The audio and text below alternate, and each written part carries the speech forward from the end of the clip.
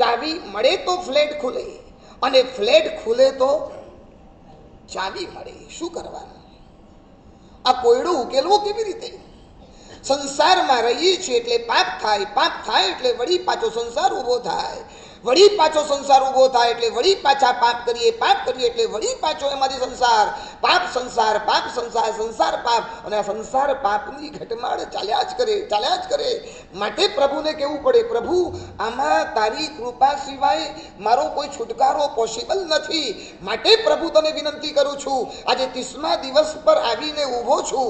મારી 30 દિવસની યાત્રા પ્રભુ આપની કૃપાથી નિર્વિઘ્ન પરિપૂર્ણ થઈ, સંપન્ન થઈ. પ્રભુ એટલું જ કહેવું છે, આ પાપમય સંસાર છોડી શ્રમણ હું. આ પાપોને છોડવાનો કોઈ વિકલ્પ નથી. ભલે ઉદ્ધાનમાં પાપો લાગ્યા હશે, પણ ગૃહસ્થ જીવન કરતા ઘણા ઓછા. માની લો કે સંસારિક જીવનમાં 100 પાપો હતા, તો કદાચ ઉદ્ધાનમાં લાગ્યા હશે 10 જ પાપ, 90 પાપના દરવાજા તો બંધ થઈ ગયા. પ્રભુ કેટલા પાપો! સવારના પોરમાં ઉઠું, બાથરૂમ જવું, લેટ્રિન જવું, કાચા પાણીને અડગણ પાણીથી સ્નાન કરવું, હું પાપ કરું અને કોકના પાપોની અંદર પ્રભુ નિમિત્ત બનું. આ ઢગલા બંધ પાપોથી પ્રભુ બચી ગયો. આવું પાપ મુક્ત જીવન પ્રભુ મને ક્યારે મળશે? અને એક વાત કહું નિર્મળ, કોઈ એવો પ્રશ્ન જોયો કે પ્રશ્ન જુદો જુદો હોય અને જવાબ એક જ હોય? પ્રશ્ન બે ઓપોઝિટ રાહુલ, પણ આન્સર બેવના એક જ હોય. આવું કોઈ ક્વેશ્ચન દિમાગમાં ખરો? કોઈ મળે? માની લો હું બહેનોને પૂછું, બેન ગોળ કેવો, મીઠો કે કડવો? બોલો ને, કેવો? મીઠો. બરોબર. હવે ભાઈઓને પૂછું, ભાઈઓ લીમડા કેવો, કેળવો કે મીઠો? પ્રશ્ન અલગ તો આન્સર પણ અલગ. એવું ક્યારે ના બને કે પ્રશ્ન અલગ અલગ હોય ને જવાબ એક જ સરખો હોય?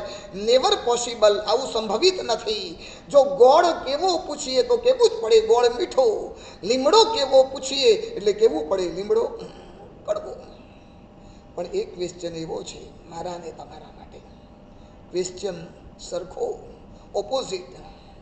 ક્વેશ્ચન ઓપોઝિટ, મારો જુદો, તમારો જુદો, પણ આપણા બંનેના આન્સર એક જ છે. માની લો કે તમે મને પૂછો, સાહેબ દીક્ષા શા માટે લીધી? બરોબર, તો મારો જવાબ શું હશે? ભરતભાઈ, મારો જવાબ શું હશે? શા માટે લીધી? હા, પાપોથી હટવા. બરોબર, અલ્ટિમેટલી પાપોને હટાવીને પણ મારે મેળવવું છે શું? મોક્ષ મેળવવો છે. બરોબર, મોક્ષમાં જવાનું કઈ કારણ? હા, મોક્ષમાં જવાનું કઈ કારણ? જન્મ મરણ ટાળવાનું પણ કંઈક તો રીઝન હશે ને? શું કામ જન્મ મરણમાં તકલીફ શું છે? જન્મવું પછી જીવવું, જીવવું પછી મરવું, એમાં જન્મ મરણમાં વાંધો શું છે? હા, શું પાપમય સંસાર? બરોબર, એમાં ખોટું શું? તકલીફ શું? ચલો પાપો કરવા પડે, કર્યા. હા, ક્યાં નહીં એમ કોને? આ મારો પ્રશ્ન છે, તમને જવાબ નહીં ચડે. તમે મને પૂછો, સાહેબ દીક્ષા શા માટે લીધી? અડધી રાત્રે પણ ઊંઘમાંથી મને ઉઠાડીને પૂછશો, મને નહીં, કોઈ પણ શ્રમણ શ્રમણી ભગવંતને પૂછશો, દરેક મુનિ એમ જ કહેશે દીક્ષા લીધી છે સુખી થવા માટે. બરોબર ને? સુખી થવા માટે. હવે તમને પૂછું, તમારો પ્રશ્ન, સંકેત લગ્ન કર્યા શા માટે? નો સ્માઇલ. શા માટે? નહીં, ખાલી જવાબ મળ્યું કે નહીં પછી આપણે ચર્ચા કરીએ.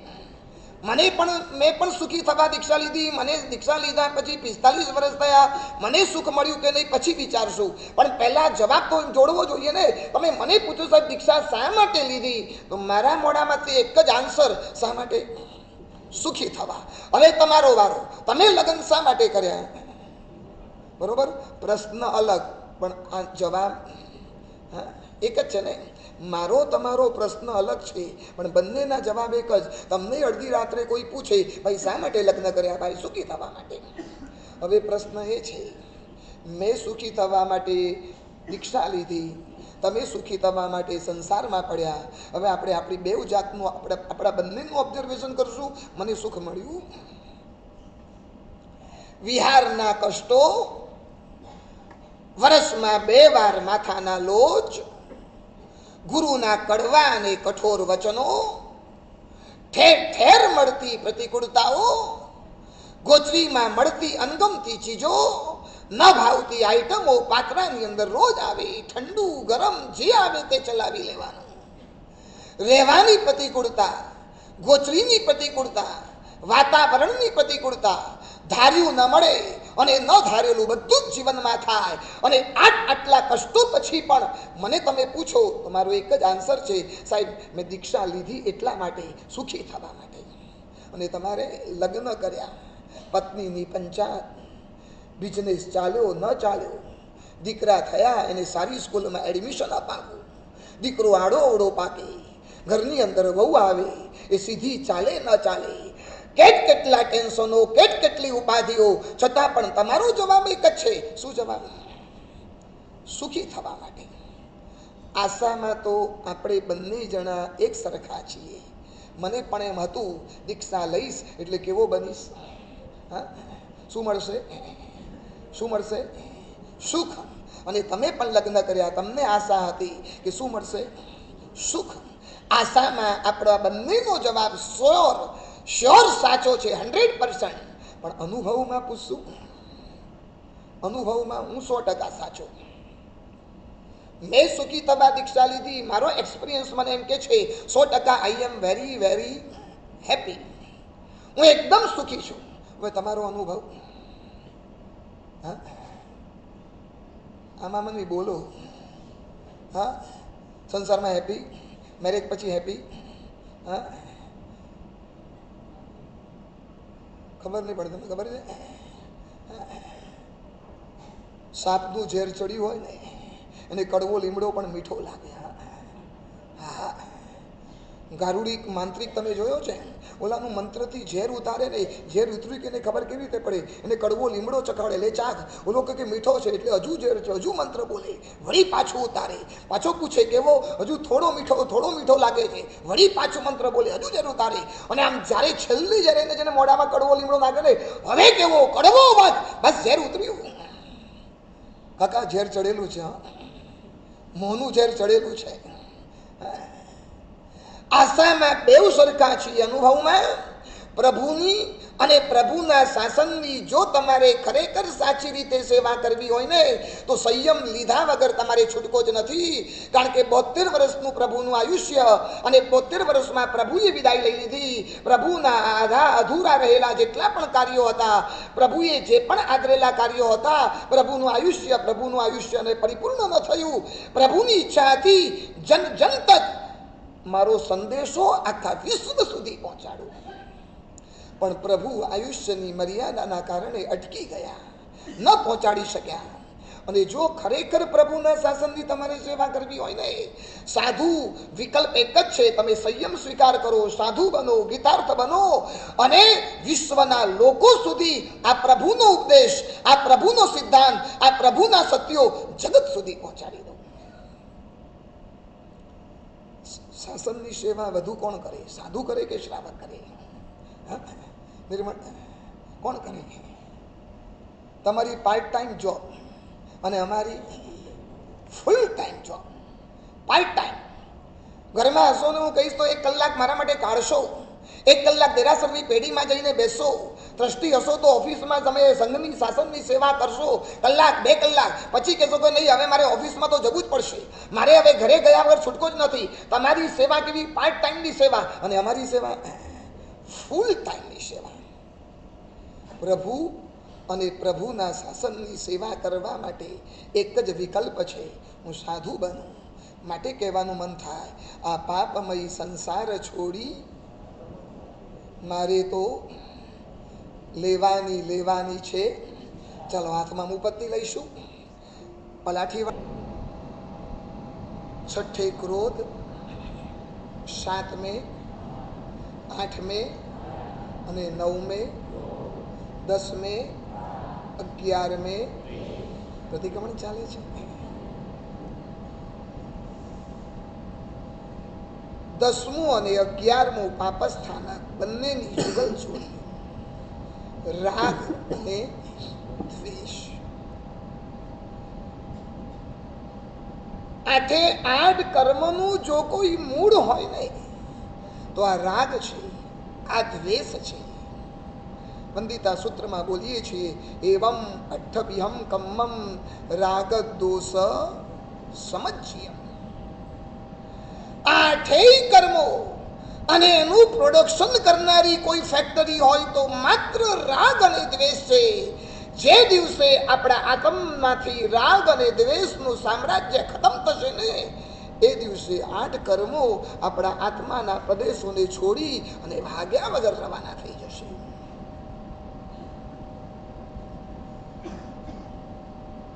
તમને ખબર છે, નાના હતા ને સ્કૂલમાં ભણતા હતા, પાણી માટે આપણે શીખતા હતા. શું શીખતા હતા ખબર છે?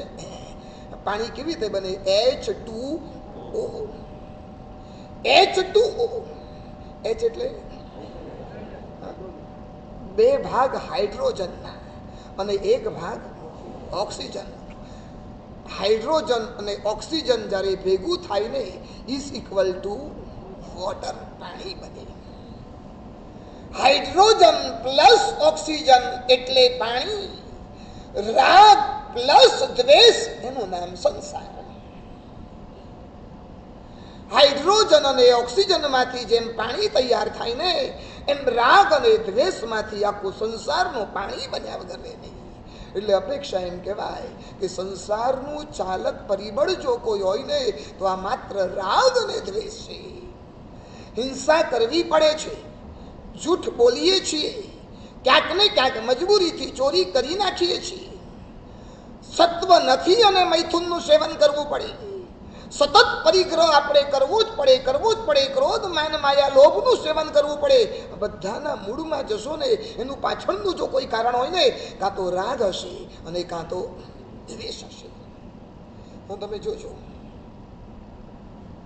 આખી સંસારની જે પણ પરંપરાઓ ચાલી છે એ પરંપરાનું મૂળ સિવાય રાગ અને દ્વેષ. ને મને રાજુલના કેટલા ભાવો? 9 ભાવ. આ 9 ભાવોની જે પરંપરા ચાલી દ્વેષના કારણે નહીં, શેના કારણે? રાગના કારણે. પછી તમે એને પ્રીતિ કહો, પછી એને પ્રેમ કહો. આપણે ગાઈએ છીએ ને રાજુલને નેમ મળી જશે. નેમ અને રાજુલના ગીતો સાંભળવા તમને ગમે છે. તમને નેમ અને રાજુલના ગીતો આવે, તમે ઝૂમવા માંડો છો. મૂળમાં તમે જોશો ને નેમ કુમાર નથી ગમતા, નેમ અને રાજુલની આ પ્રીતિ ગમે છે. 9 ભવોનો પ્રેમ દરેક ભવમાં જોજો. નેમ અને રાજુલ પતિ અને પત્ની બન્યા છે. ચાહે દેવલોકની અંદર ગયા ત્યાંય દેવ અને દેવી બન્યા છે. દેવ દેવી, પતિ અને પત્ની, રાજા અને રાણી. બસ આ જ રાગની પરંપરા અને 9 ભવ સુધી આ રાગ ચાલ્યો. અને નેમ કુમારે રાગને તોડવાની પહેલ કરી. રાજુલ આવી ખરી, રાજુલને વર્યા વગર ગિરનાર ચાલ્યા ગયા અને ત્યાં પહોંચ્યા અને રાજુલનો આ પ્રેમ તૂટ્યો, રાગ તૂટ્યો. રાજુલે પણ ચારિત્ર લીધું અને નેમ કુમાર પહોંચે ને એ પહેલા તો મોક્ષની અંદર રાજુલ પહોંચી ગઈ. રાગને ઉખેડ્યો, ભવની પરંપરા તૂટી ગઈ.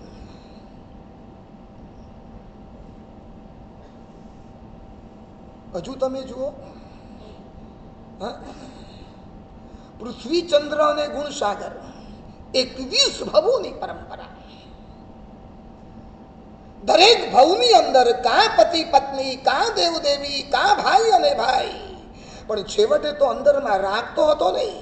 ભાઈને પોતાના ભાઈ ઉપર પ્રેમ કહેવાય ને એને રાગ કહેવાય. અને આ પરંપરા, રાગની પરંપરાએ 21 ભવ કાઢી નાખ્યા. અને પૃથ્વીચંદ્ર ગુણસાગર બન્યા. અને પૃથ્વીચંદ્ર રાજા હતો. પરદેશથી આવેલી વ્યક્તિ પૂછે કઈ નવીનમાં કોઈ સમાચાર, કોઈ ગુડ ન્યૂઝ? ત્યારે ઓલી વ્યક્તિએ કીધું હું ગુણસાગરના લગ્નમાં ગયેલો અને ચોરીની અંદર ગુણસાગર બેઠેલા અને કોણ જાણે કયું તત્વ ચિંતન કર્યું એ ગુણસાગરને ચોરીમાં બેઠા બેઠા શું મળ્યું? કેવળ જ્ઞાન. અને પૃથ્વીચંદ્ર વિચારમાં ચડ્યા, ગુણસાગરને કેવળ જ્ઞાન, મને નહીં. અને એ તત્વચિંતનથી ભાવિત બન્યા અને રાજ સિંહાસન પર બેઠા બેઠા કેવળ જ્ઞાન. 21મી ભવની પરંપરાની અંદર રાગની જોડીને તોડી નાખી. કા રાગની પરંપરા, નહીં તો પછી દ્વેષની પરંપરા. કમઠ અને મરુભૂતિ વચ્ચે કઈ પરંપરા હતી? નાના ભાઈ કમઠ અને મોટા ભાઈ વસુભૂતિએ હેરાન કરવામાં બાકી નથી રાખ્યું. દરેક ભવોની અંદર મરુભૂતિ આગળ ને આગળ વધતા ગયા અને ઓલો કમઠ હરામખોર કમઠ દરેક ભવમાં મરુભૂતિને મારવાના ધંધા કર્યા. દરેક ભવમાં દ્વેષની પરંપરા મજબૂત બની. પરિણામ શું આવ્યું? પાર્શ્વ કુમાર થયા, કમઠ બનીને ઉપસર્ગ કર્યો. પાર્શ્વ કુમારના મનમાં તો કોઈ દ્વેષ હતો જ નહીં અને ઠેઠ 10મા ભાવે આ દ્વેષની પરંપરા ખતમ થઈ. કાં તો રાગ ચાલે અને કાં તો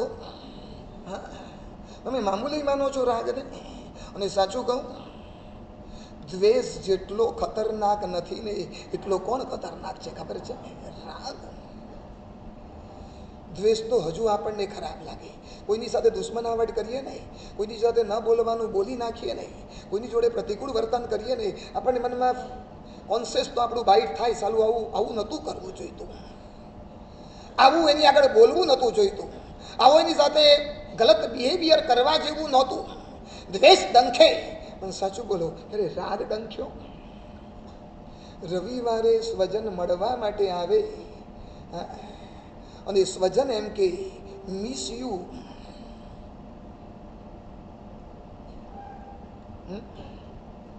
કેમ ભરતભાઈ, કઈ ભૂલ થઈ હશે? આ તો શું થાય? શું થાય? સગા સંબંધી એમ કે તમારા વગર ઘરમાં ગમતું નથી, તમારા વગર ઘરમાં બધું ખાલી ખાલી લાગે છે, એમ્પ્ટીનેસ લાગે છે. અને જે સ્વજન તમારી સામે આવીને બેસીને બોલે, સાચું બોલો, સ્વજન ઉપર રાગ વધે કે દ્વેષ વધે? અરે એમ થાય કે આ રાગ સ્વજનનો મારી પર રાગ કે મારો સ્વજન ઉપર રાગ, આ રાગ મારી ભૂંડી દશા કરી નાખશે. જે રાગે નેમ અને રાજુલની ભાવની પરંપરા ચલાવી, જે રાગે પૃથ્વીચંદ્ર ગુણસાગરને 21 ભાવ સુધી લટકાવ્યા, જે દ્વેષે કમઠ અને મરુભૂતિના 10 ભાવ કાઢી નાખ્યા, રાગ દ્વેષ તો મારી પકડ ફાડી નાખશે.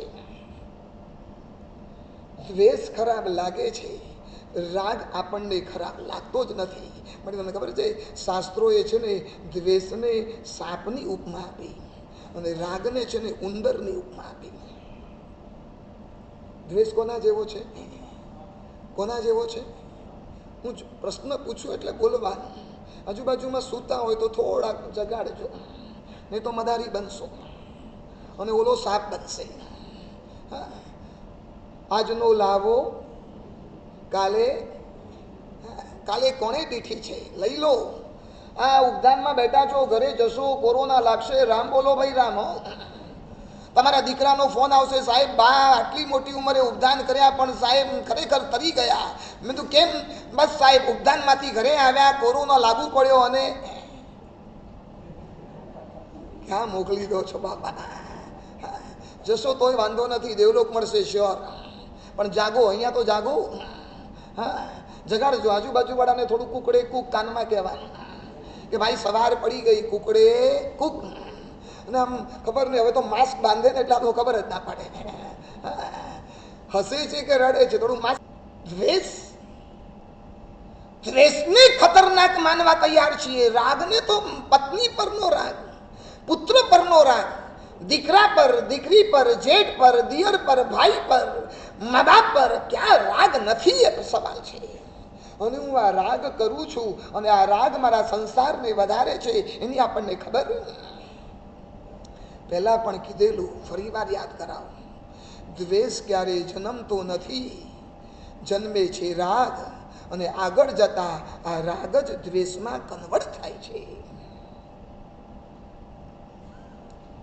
ભાઈ ભાઈ વચ્ચે પ્રેમ હતો, પિતાજી રવાના થયા અને કોક પ્રોપર્ટી ખાતર ભાઈ ભાઈ વચ્ચે દ્વેષની ગાંઠ જન્મી.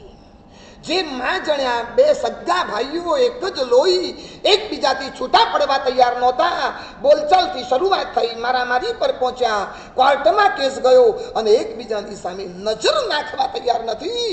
આ ભાઈ ભાઈનો રાગ ક્યાં ગયો? આખો ને આખો રાગ છે ને શેમાં કન્વર્ટ થયો? દ્વેષમાં. તમને ખબર છે, છોકરા છોકરીને લવ થયો હોય ને, છોકરાને છોકરી બહુ ગમતી હોય, પણ છોકરાને છોકરી ગમે બરોબર, પણ છોકરીને છોકરો ન ગમતો હોય તો ઘણીવાર એક પક્ષીય પ્રેમ હોય છે. હું તમને ગમું બરોબર, પણ તમે મને ન ગમતા હો તો મારે શું કરવાનું? અને છોકરી ક્યાંક બીજે લગ્ન કરે ને તો છોકરો તોબા પોકારી જાય. જે છોકરી પર મારો અધિકાર હતો, જે છોકરી મને બહુ ગમતી હતી, મારી સાથે મેરેજ ન કર્યા, મેં એને 1000 વાર કીધેલું આઈ લવ યુ, પણ તે 1000 વાર કીધેલું, પણ ઓલી 1 વાર કીધેલું. અને પછી શું કરે ખબર છે? એ છોકરી પર રાગ હતો, છોકરી બીજે પરણી ગઈ, પોતાની ન બની, એટલે શું થશે? દ્વેષ. અને ક્યાંક એવું પણ સંભળાય, એના પર તેજાબ રેડવામાં આવે, ચામડી ખતમ થઈ જાય, અને સ્વરૂપવાન એ યુવતી આખું ચામડી ખતમ થઈ જાય, પરણવાને લાયક ન બને, એનો કોઈ હાથ પકડવા તૈયાર ન થાય. સારું થયું, ખતમ થઈ ગયું. રાગ જ શેમાં પરિણમ્યો? દ્વેષમાં. દ્વેષને બહુ વજન ના આપતા, પણ રાગને વજન આપજો.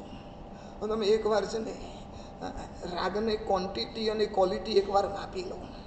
રાગ દ્વેષની તમારી માત્રા કેટલી અને માત્રાની અંદર તીવ્રતા કેટલી, તમે ચોંકી જશો, ચોંકી જશો. બહુ ખતરનાક છે રાગ.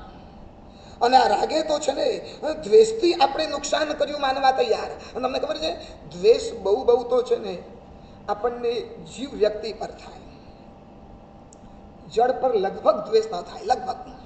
હા ઠીક છે, વચ્ચે થાંભલો આવ્યો અને અથડાયા, આમ થાંભલાને લાફો મારશો? એમાં માનશો કે ભૂલ થાંભલાની નથી, ભૂલ કોની છે? હું જોયા વગર ચાલ્યો, માથે થાંભલો અફડાયો ને થાંભલો સામે ચડીને અફડાવા નથી આવ્યો. એટલે લગભગ તમે જોજો, દ્વેષ છે ને જળ પર નહીં થાય. દ્વેષ કોના પર થશે? જીવ પર. પણ રાગ જોજો, રાગ જળ ઉપર પણ થશે અને જીવ ઉપર પણ થશે. કીટમાં આપેલો બ્લેન્કેટ હજુ ઘણાએ વાપર્યો નથી. સાહેબ, ઘરેથી લાવેલા જૂનો વાપરીએ છીએ, નવો તો ગમે ત્યારે વપરાશે. 2 વર્ષ પછી કાઢશે ત્યારે આ નવો ધાબળો કેવો થઈ જવાનો? એટલે પાછું નસીબમાં તો જુદું જ આવ્યું ને. હું તો કહું છું, તમને મચ્છરદાની યુઝ ન કરી હોય, બ્લેન્કેટ યુઝ ન કર્યું હોય તો અહીંયા તમે વ્યાવજ ખાતામાં આપી દેજો, મને આપી દેજો. અહીંયા શાહપુર તીર્થમાં સરસ મજાનું વ્યાવજ ખાતું ચાલે, સેંકડો શ્રમણ શ્રમણી ભગવંતોનો લાભ મળે. વિહાર કરતા આવતા જતા કોક સાધુ સાધ્વીજી ભગવંતને મચ્છરદાની જોઈએ કે આ બ્લેન્કેટ જોઈએ તો એમને વાપરવા માટે કામ લાગશે. માત્ર હવે ઘરે જઈને મચ્છરદાની તમને કોઈ કામ લાગવાની નથી. આ ઠીક છે, ક્યારેક ઔષધ કરવા માટે જાઓ ત્યારે જુદી વસ્તુ છે, ત્યારે મળી રહેશે. તમે ઔષધ આમે લગભગ કરતા નથી, એટલે તમારે ન યુઝ કરેલી મચ્છરદાની અને ન યુઝ કરેલો બ્લેન્કેટ જો તમારે ખોટો પરિગ્રહ ન રાખવો હોય અને તમારે જો બેઠા બેઠા મફતમાં પણ જો સાધુ સાધ્વીજીની વ્યાવજ કરવી હોય ને તો એ વ્યાવજ ખાતામાં જમા કરાવીને જજો કે અમે ઘરે લઈ જઈને શું કરશું, એમને પડ્યો રહેશે. આના કરતા કોક મહાત્માનો લાભ મળે, આના જેવું રૂડું શું? પણ ન છૂટે, હો, ન છૂટે. ઘણા કાણાવાળી મચ્છરદાની ન છોડે, કાણાવાળી ન છોડે. જળ ઉપર રાગ છે અને જીવ ઉપર પણ રાગ છે. એટલે તમને ખબર છે, રાગની હાલત તો તમે જુઓ. હું તમને ત્યાં સુધી કહું, અમારે ત્યાં લોકપ્રકાશ ગ્રંથમાં વિનય વિજયજી મહારાજે લખ્યું, દેવો દેવલોકની અંદર ઉત્પન્ન થાય, વાવડીઓની અંદર નાહવા માટે જાય, કલ્પવૃક્ષની નીચે છાંવની અંદર બેસે અને વાવડીઓની ઠંડક, ઝાડની શીતળતા એવી ગમે પલ્યોપમ સાગરોપમ સુધી મજા કરે. અને પરિણામ, આ રાગનું પરિણામ, વાવડી સરસ મજાની, વાવડીમાં તરવાની મજા આવે, નાવાની તો એથી વધુ મજા આવે.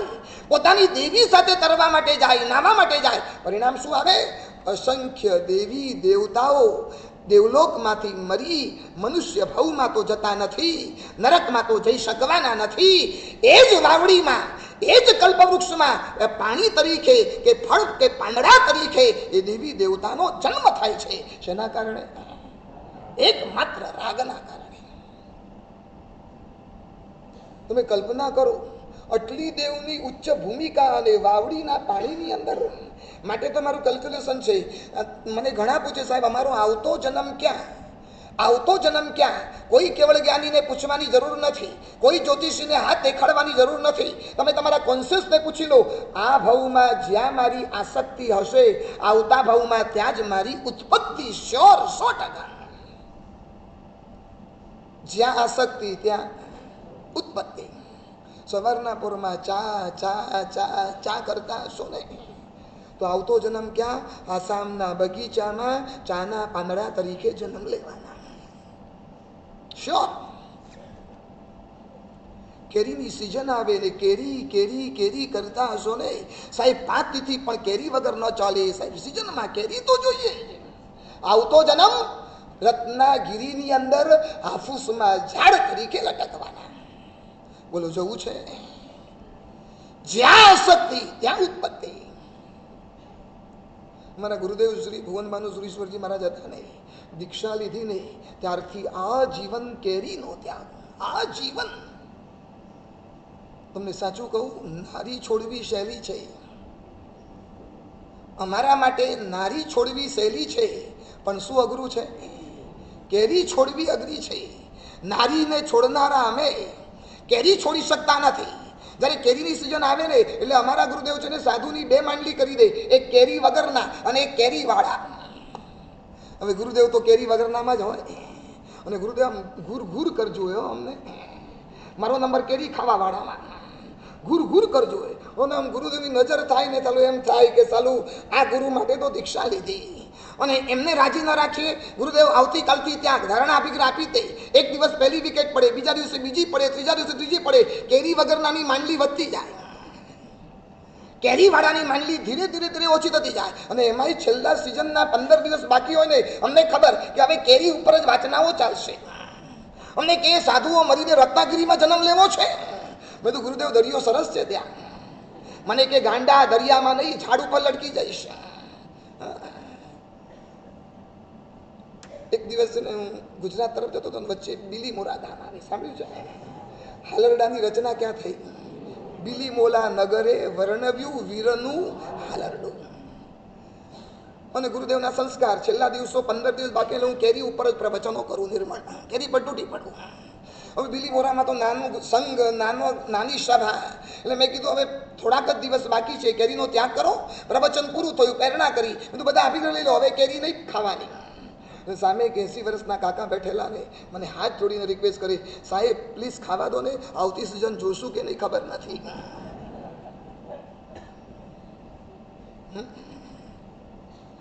આદરા પછી તો છોડો ને સંકેત, કે નહીં. હા, એ છૂટે કે ના છૂટે? 5 તિથિ તો નહીં ને તમારા ઘરમાં? ભૂલી ચૂકે નહીં ને?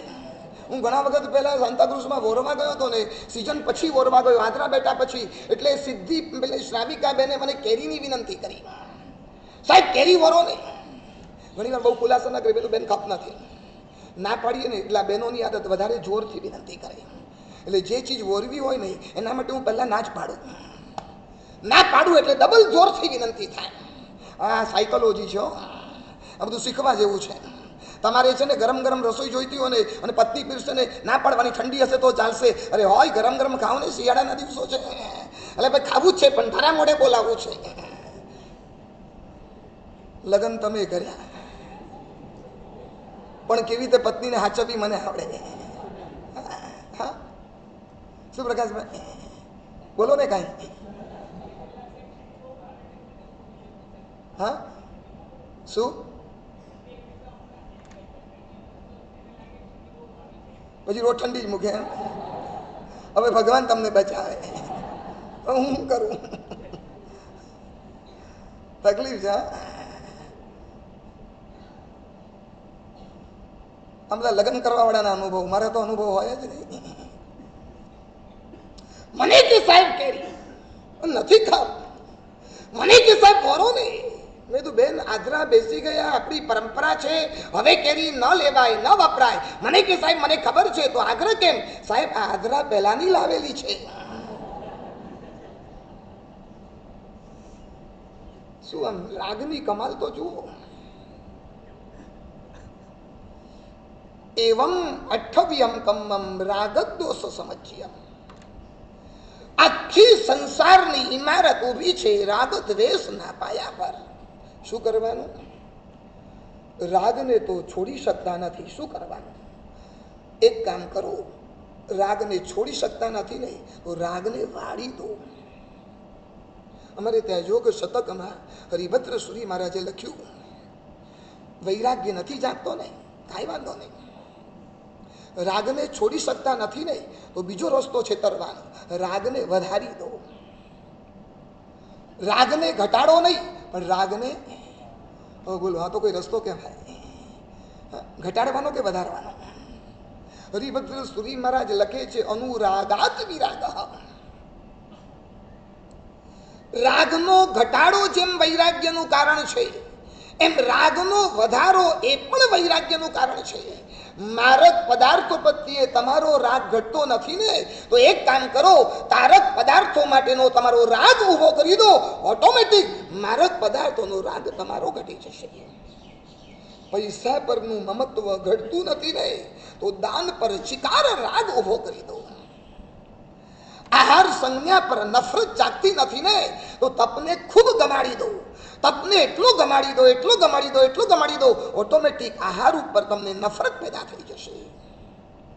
વાસના મોડી નથી પડતી ને, પત્નીને જોવાનું મન થાય, વારંવાર પત્નીની પાસે સુવાનું મન થાય, તો એક કામ કરી દો, પરમાત્માને વધારે ગમાડી દો, એટલે ઓટોમેટિક પત્ની ગમતી ઓછી થઈ જશે. અમને સંસાર નહોતો ગમતો એવું નહીં, સંસાર અમને બહુ વાલો હતો, સંસારના સુખના સાધનો બહુ ગમતા હતા, છતાંય અમે સંસાર છોડ્યો. સંસાર પરનો અમારો રાગ ઘટ્યો નથી, પણ સંયમ પરનો અમારો રાગ એટલો વધ્યો, એટલો વધ્યો, એ હાઈટ પર અમે લઈ ગયા, ઓટોમેટિક સંસાર અમારે છોડવો ન પડ્યો, ઓટોમેટિક સંસાર છૂટી ગયો. મને ખબર છે, નાનકડો છોકરો વિષ્ટામાં હાથ નાખીને બેઠો હોય, એની સમજ નથી કે વિષ્ટા છોડે, વિષ્ટામાં હાથ નાખે અને આંગળીથી ચાટે. ઘણી વાર ઘરમાં આવું દૃશ્ય જોવા માટે મળે. હવે એની મમ્મી ગમે એટલું કે બેટા છી છી આના હાથ ન નંખાય, પણ એની ભૂમિકા જ નથી. હવે વિષ્ટામાંથી હાથ બહાર કાઢતો નથી, શું કરવાનું? એને ચોકલેટ આપી દો, એટલે ઓટોમેટિક શું છૂટી જશે? વિષ્ટા છૂટી જ જવાની. બોલપેન છોડવી છે ને, તો એનાથી ચડિયાતી પાર્કન પેન હાથમાં આપી દો, એટલે ઓટોમેટિક બોલપેન છૂટી જશે. પૈસાનો પ્રેમ તૂટતો નથી, રાગ તૂટતો નથી, દાનનો રાગ વધારી દો. ખાવાનું છૂટતું નથી, તપ વધારી દો. પત્ની પરનો રાગ તૂટતો નથી, પ્રભુ પરનો રાગ વધારી દો.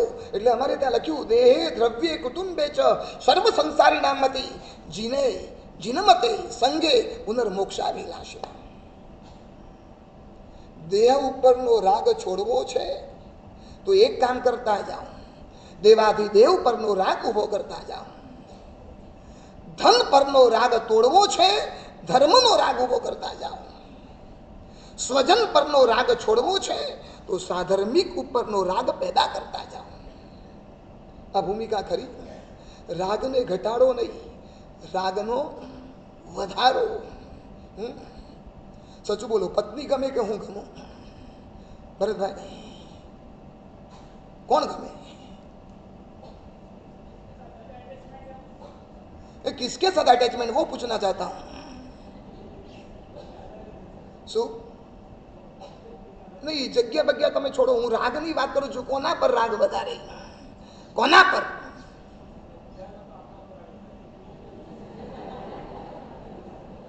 એટલે ઉપદાન પછી નહીં, બરોબર ને? એનો મતલબ એ 25 તારીખ પછી આપની સાથે અમારે કોઈ લેવા દેવા નહીં. માની લો કે 25 તારીખ પછી તમને સમાચાર મળે, ઘરે પહોંચ્યા પછી સાહેબને કંઈ તકલીફ થઈ, હાર્ટનો પ્રોબ્લેમ થયો અને રિલાયન્સની અંદર અંબાડીમાં એડમિટ કરવામાં આવ્યા, તમને સમાચાર મળે, આમ સાચું બોલો, શું કરો તમે? હા હા હા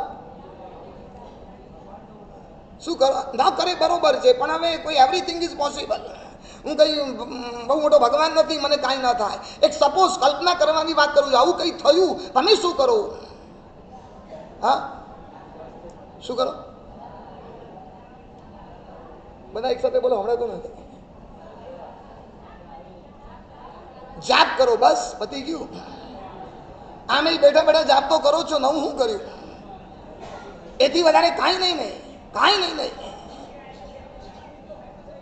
લાગણી है बरोबर, पर लेकिन करेंगे क्या? दौड़ के आएंगे बाद में.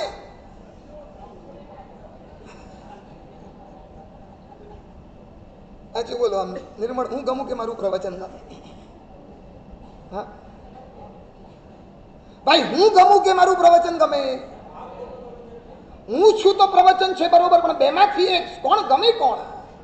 એક જ જવાબ જોઈએ, કાં હું ગમું કાં પ્રવચન ગમે? હા, પ્રવચન ગમે ને, એટલે હું ના ગમું ને. બરોબર, તમારી વાત સાચી.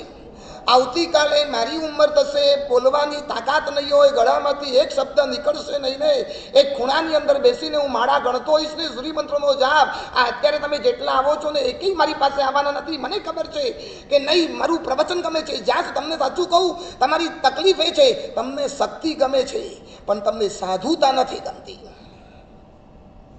શક્તિ ગમે, ખૂણામાં બેસીને જાપ કરનારા કોઈ સંયમી સાધુની સામે તમે નજર નાખવા તૈયાર નથી અને શક્તિશાળી સાધુની સાથે એમ લાઈન લગાડવા માટે તૈયાર છો. તમને સાધુતામાં રસ નથી, તમને સાધુતાની શક્તિમાં રસ છે. અહીં બેઠેલા હું માંથી પૂછું, સાધ્વીજી ભગવંત પાસે જઈ સુખ શાતા પૂછનારા, ખબર કાઢનારા, કામકાજ પૂછનારા કેટલા? જૈન સંઘની અંદર ખબર નથી, વર્ષોથી આ પરંપરા ચાલી આવે. સૌથી વધુ છે ને આપણે ત્યાં શ્રમણી ભગવંતોની ઘોર ઉપેક્ષા. ચાહે સંઘનો ટ્રસ્ટી હોય, સંઘનો મેમ્બર હોય કે સંઘની શ્રાવિકાઓ હોય.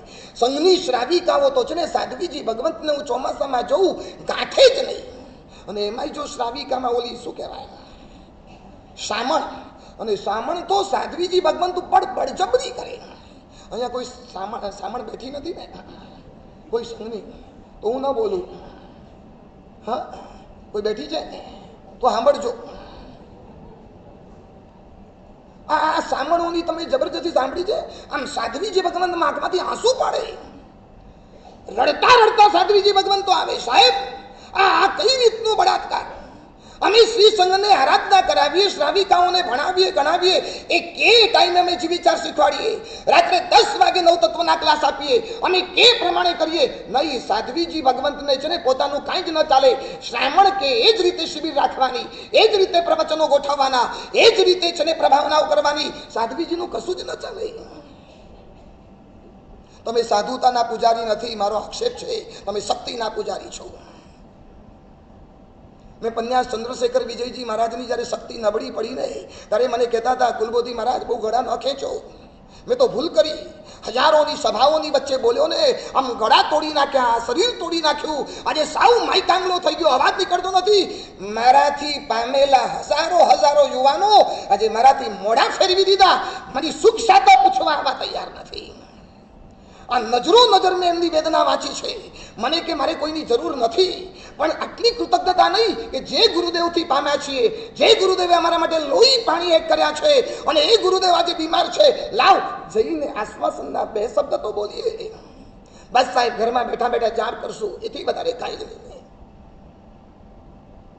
તમે જાઓ અમદાવાદમાં સાધ્વીજીઓની દશા તો જુઓ. આજે સુરત અને અમદાવાદની અંદર સાધ્વીજી ભગવંતોને પોતાની માલિકીના ફ્લેટ લેવા પડે. જૈન સંઘની ઘોર ઉપેક્ષા. સાહેબ, શું કરીએ? ઘરમાં ગ્રુપની અંદર એક વડીલ સાધ્વી છે, જઈએ ક્યાં? જે સંઘની અંદર જઈએ 15 દિવસમાં અમને વિહાર કરાવી દે. જવાનું ક્યાં સાહેબ? આમને લઈને એ ગરડા જાય એટલે બીજા ગરડા તૈયાર, ત્રીજા ગરડા તૈયાર. સાથે રહેલા જુવાન સાધ્વીજી ભગવંતોનું સ્વાધ્યાયનું શું, એમના સંયમનું શું? કોઈ વિચારણા જ નહીં. તમને 100% કહું છું, મારું પ્રવચન ગમે છે, હું ગમતો જ નથી. ધેટ મીન્સ હું એટલે સાધુ તમને ગમતા જ નથી. તમે શક્તિના પૂજારી છો, સાધુના પૂજારી નથી. અનુરાગાત વિરાગ, રાગ વધારો, ઓટોમેટિક સંસાર પરનો તમારો રાગ છે ને ઘટ્યા વગર રહેશે જ નહીં. ચાલીએ આગળ, વાત ઘણી લાંબી છે. તિજોરીને ખોલવાની પણ ચાવી જે છે, એક ચાવી તિજોરીને બંધ કરવાની છે. બંને ચાવી અલગ અલગ ન હોય. જે ચાવીથી તિજોરી ખુલે એ જ ચાવીથી તિજોરી બંધ થાય. બસ આમ ફેરવો એટલે ખુલે અને આમ ફેરવો એટલે બંધ થાય. બસ રાગને આમ વાળો ને તો સંસાર તરફ, અને રાગને આમ વાળો ને તો મોક્ષ તરફ. પત્ની પરનો રાગ હવે મારે પ્રભુ પર કરવો છે. આહાર પરનો રાગ મારે તપની અંદર જમાવી દેવો છે. તમને ખબર છે અમારા ગુરુદેવને તપ કેવો ગમતો હતો? કેવો તમને કહું? ઘણી વખત છે ને અમારે પ્રતિકોણમાં યાદ કરાવવું પડે, ગુરુદેવ આજે આઠમ નથી, આંબેલનું પચકાણ નહીં લેતા. આજે 14 નથી, ઉપવાસ ભૂલી ચૂકે. ઘણી વાર ખબર ન હોય આજે આઠમ છે એમ માનીને પ્રતિકોણમાં આંબેલનું પચકાણ લઈ લે. તપ એવો કોઠે પડી ગયેલો, વગર તિથિએ પણ ભૂલથી આંબેલાને ઉપવાસના પચકા લેવાઈ જાય. અને અમારે દેરાસરમાં બોર્ડ મારવું પડે, આજે પાંચમ છે, આજે આઠમ છે, આજે 14 છે, તમને યાદ કરાવવું પડે. અને ગુરુદેવને કહેવું પડતું હતું આજે આઠમ નથી, 14 નથી, ભૂલી ચૂક્યા આંબેલા કરતા. આહાર નહોતો ગમતો, શું ગમતું હતું? તપ ગમતો હતો. વાળશું રાગ ઘટે નહીં તો વાંધો નહીં, રાગને વધારવાનો તો કહીએ. રાગ દ્વેષની જોડી એટલી ભૂંડી છે. સરસ મજાના શબ્દો, પ્રભુ સતત મને રાગ, સતત મને દ્વેષ થયા કરે. આ પાપમય સંસાર છોડી શ્રમણ હું, આ રાગમય સંસાર છોડી શ્રમણ હું, આ દ્વેષમય સંસાર છોડી શ્રમણ હું. કલહ એટલે ઝઘડો. ઝઘડો એ પણ પાપનું સ્થાન, ખબર? તમે જોજો, કલહ એટલે કજિયો કહો, કંકાસ કહો, ઝઘડો કહો, મન મુટાવ કહો, જે કહો તે. અને લગભગ તમે જોજો ઝઘડો છે ને આપસના સંબંધોમાં જ થતો હોય. ગઈકાલે પૂછેલું, આજે ફરી વાર પૂછું, 30 દિવસમાં ઉદ્ધાન તપમાં કોઈની પણ જોડે ઝઘડો થયો નહીં. કેમ? કારણ કે અરસપરસ કોઈ લેવા દેવા જ નથી. ખબર છે 24 તારીખ પૂરી થાય, મેળો છૂટો પડવાનો, તમે તમારા ઘરે અને અમે અમારા ઘરે. 147 દિવસ રહેવું, શાંતિથી રહીએ, રૂમના પાર્ટનરને જેટલું અનુકૂળ થાય એટલું કરીએ. કોકનું પરિલેણ થાય તો કરી લઈશું, કોકની રાહ જોવી પડશે તો જોઈ લઈશું, કોકને ક્રિયામાં સપોર્ટ કરવો પડશે તો કરી લઈશું. પણ ઝઘડો શું કામ? ઝઘડો લગભગ છે ને સંબંધોમાં થાય. અને સંબંધોમાં પણ ઝઘડાનું કારણ ખબર? ઝઘડાનું લગભગ કારણ છે ને આપણી કઠોર ભાષા છે. કોઈને સંભળાવી દેવું, કોઈને કહી દેવું, કોઈને ટોન્ટ મારવું, કોઈને દાઢની અંદર રાખીને બોલવું. કેવું ખરું, પણ દાઢની અંદર રાખીને બોલવું. પતિ પત્ની પસાર થતા હતા, સામેથી ગધેડા આવતા હતા, એટલે પતિએ પત્નીને કીધું, જોયું તારા સગા આવે છે. પત્ની પણ હોશિયાર. પત્ની કે સગા ખરા, પણ બિફોર મેરેજના નહીં, આફ્ટર મેરેજના. લગ્ન પહેલાના નથી, આ બધા સગા લગ્ન પછીના છે. હવે બોલો, સંબંધોમાં પ્રેમ અને મીઠાશ ટકે? લગભગ આપણું ઝઘડાનું કારણ છે ને કલહ ને કંકાસ. અને જ્યાં જ્યાં સંબંધો રહેલા છે ને સંબંધોની અંદર છે ને ઝઘડા થયા વગર રહેતા જ નથી. અને એમાં તમે જોજો, સંબંધો તો જાત જાતના છે. ઘરની અંદર અનેક પ્રકારના સંબંધો, ભાઈ ભાઈના સંબંધો, પિતા પુત્રના સંબંધો, પતિ પત્નીના સંબંધો, જેઠ અને જેઠાણીના સંબંધો, દિયર અને દેરાણીના સંબંધો, જાત જાતના સંબંધો છે. એમાં સૌથી વધુ પ્રશ્ન અને સૌથી વધુ ઝઘડા જો કોઈ સંબંધોમાં થતા હોય ને, માત્ર એક જ સંબંધ છે, અને એ સંબંધનું નામ છે સાસુ અને વહુ. કારણ કે લગભગ બંને જણાને આખો દિવસ સાથે રહેવાનું. હવે તો જો કે પરિસ્થિતિ જુદી છે. સાસુ ઘરમાં હોય અને વહુ જોબ કરવા માટે બહાર જાય. આખો દિવસ બંને જણાએ સાથે રહેવાનું, એકબીજાની સામે આંખો મિલાવીને રહેવાનું. અને બંને જણા વચ્ચે જ્યારે મેળ ના પડે ને, ત્યારે અંદરમાંથી સળગતા પ્રશ્નો ઊભા થાય. અને જે પ્રશ્નનું નિરાકરણ ન થાય ને, એટલે અંદરમાં છે ને વલોપાત થયા જ કરે. અને એમાં બિચારો સાસુ અને વહુની વચ્ચે ઓલો પુરુષ છે ને એ પીડાયા કરે. અને એમાંય સાચું કહું, જેનો બાપ મરી ગયો હોય ને, એ પુરુષની હાલત તો સૂડી વચ્ચે સોપારી, ન માને કહી શકે અને ન પોતાની પત્નીને કહી શકે, રીબાયા જ કરે. જે ઘરમાં ડાઈ સાસુ અને વહુઓ રહેલી હશે ને, એ પોતે શાંતિથી જીવશે અને ઘરના બધાને શાંતિથી જીવવા દેશે. પણ જે ઘરમાં હઠીલી ડંખીલી સ્ત્રીઓ રહેલી હશે ને, એ ઘરની શાંતિને હણીને ખતમ કરી નાખશે. અને એમાંય સાસુ જો ઉત્તમ હશે, વહુ જો અધમ હશે નહીં, તો અધમ બહુ સાસુને પજવ્યા કરશે. વહુ ઉત્તમ હશે અને સાસુ જો હઠીલી હશે ને વહુને હેરાન પરેશાન કરી નાખશે.